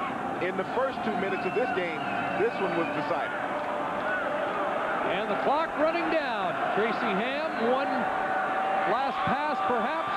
Pike dropped at the 47, time for 1 play. Well, it was 42-3 in the Eastern Final 5 years ago. The Argos went on to beat Calgary in the Grey Cup game in Winnipeg. Well, it's 43-7 today, and the Argos might play Calgary, or will it be Edmonton next Sunday in the Grey Cup? And it's the Doug Flutie factor once again. 1992. He left BC and went to Calgary, took that team to a Grey Cup victory here at Skydome. 1996, he left Calgary and came to Toronto, and now once again, he's on the door of winning another Grey Cup. Overshadowed by Tracy Ham a year ago in the championship game. This time it's Ham congratulating Flutie. A couple of guys who have enormous respect for each other. 2 tremendous competitors right there. They had an opportunity to match up last year. This year, it's going to be Doug Flutie alone in the Grey Cup versus a challenger from the West. But right now, Doug Flutie would have to be favored. Well, they worked together a year ago, and now they walk across the field. Bob Price is about to congratulate Don Matthews. There's the commissioner, Larry Smith. I'd like to present Bob Nicholson, the Eastern Division Championship Dixon Trophy. Congratulations to the Toronto Argonauts. Fans, draw your attention to center field. The commissioner, Larry Smith, presenting the Dixon Trophy to Argo President Bob Nicholson and the rest of the Toronto Argonauts. It's that bigger cup they're more interested in. Yeah, the one that is going to be presented next week. I mean, that's what everyone wants, a piece of the Holy Grail, the Grey Cup. And it will be presented next week in Hamilton about 9:35 in the evening.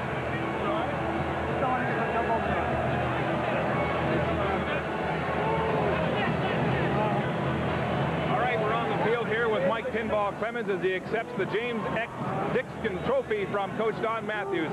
Mike Clemens, this trophy was first presented in 1912, lots of history, and now you get it again, second time in 5 years.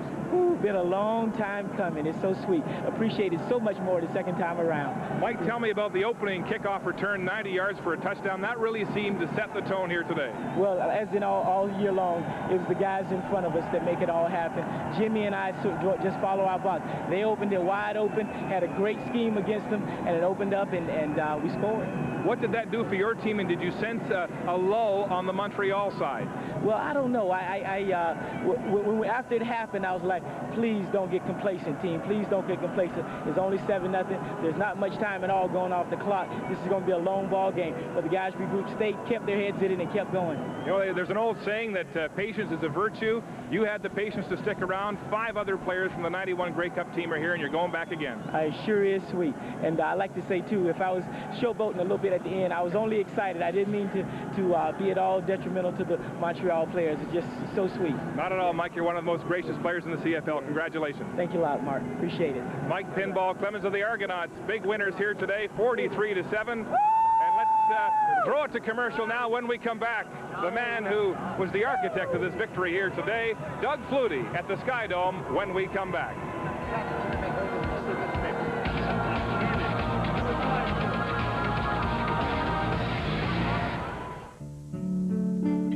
When the time arrives, will you be there? Will you bring us apples so we can raise money? Will you help build a church and strengthen a community?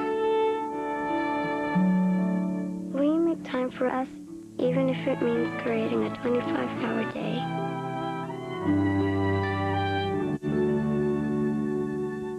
Bad breath can strike anytime, anywhere, just like me. Keep your eyes open. It's clever. Ooh. Hungry? You know you can help guard against bad breath with chlorets. Here, big fella. Keep these on you, just in case.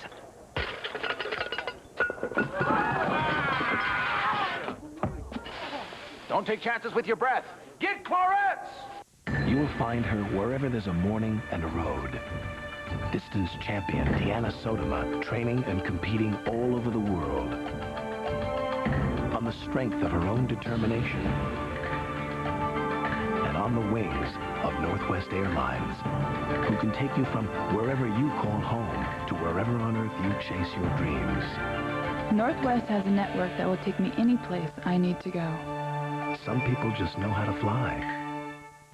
If your kids could call home right now, what would they say? Hi, Mom. Hi, Dad. Hi, Mickey. I love you, and don't even think of touching my hair. I'll be home soon. I've got lots of laundry. Love you both. Send money. Hi, it's me. I can't sleep again. With a Bell Call Me card, they'll call home more often because you give them the card and pay for their calls.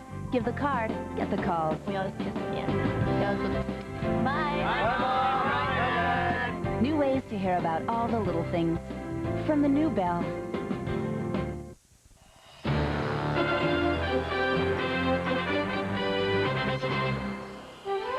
The CFL on CBC. Brought to you by the new Bell. We'll earn your business.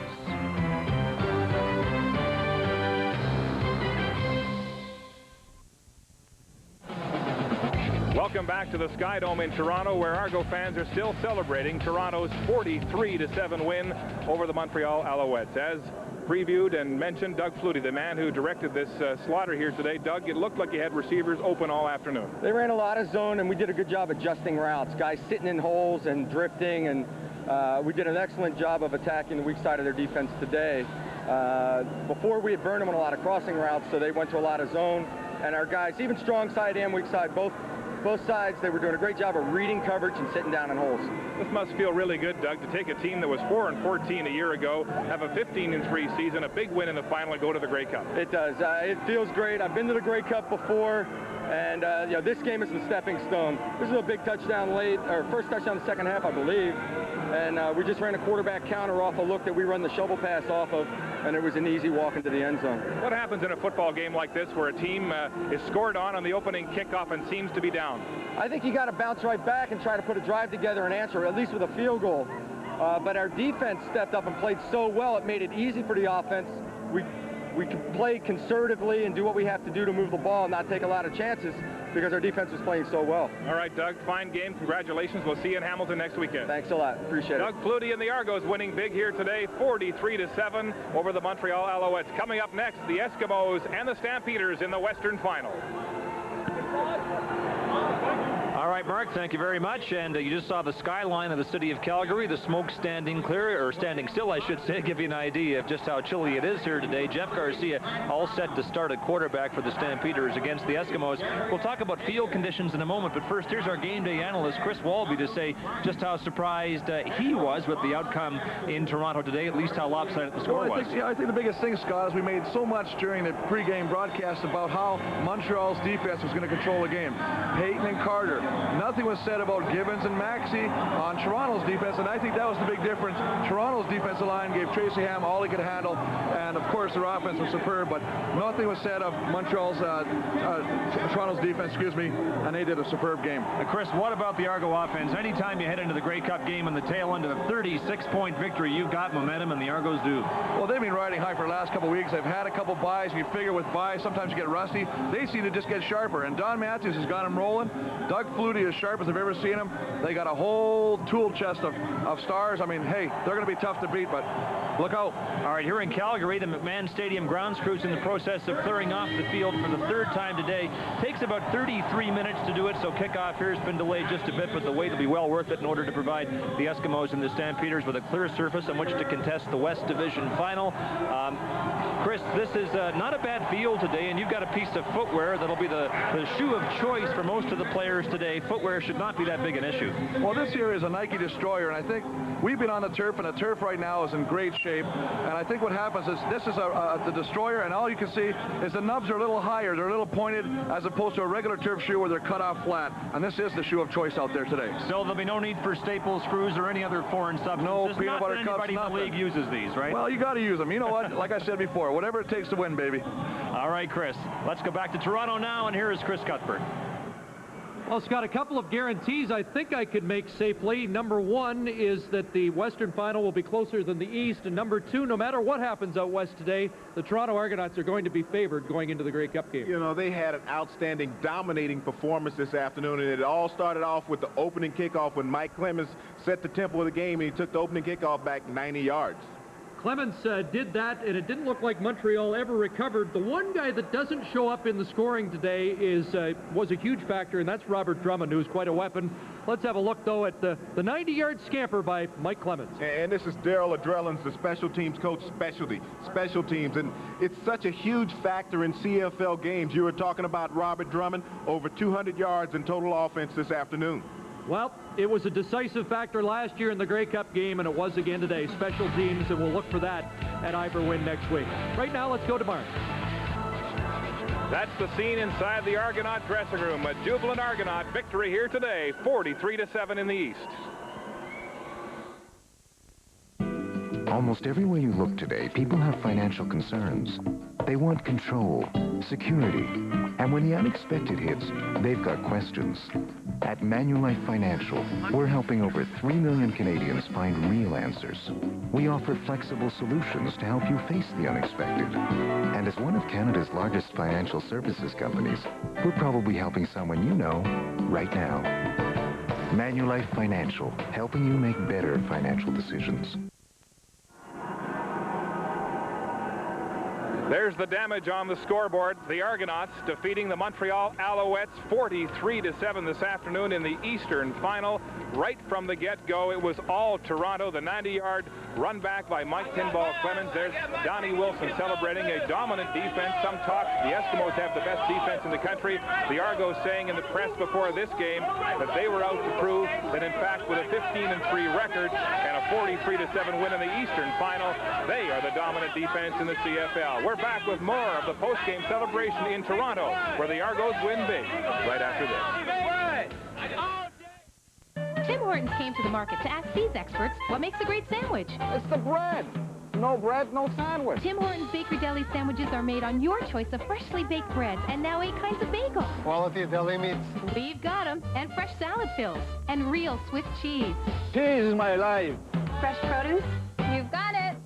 And a Tim Hortons Bakery Deli sandwich is made fresh for you. You've always got ties to Tim Hortons. That was good. So's the bread. Back in Toronto as the Argos sip the bubbly from the James S. Dixon Trophy. Goes back to 1912, one of the oldest trophies in pro sport in North America. Mike O'Shea in the locker room there, also enjoying the celebration here this afternoon. He's going back to Hamilton, the former Tiger Cat, next weekend as a member of the Argonauts. The Argos winning here this afternoon over Montreal, 43-7. They're going to the Grey Cup for the first time since '91. Now the Western Final, and here is Skydome.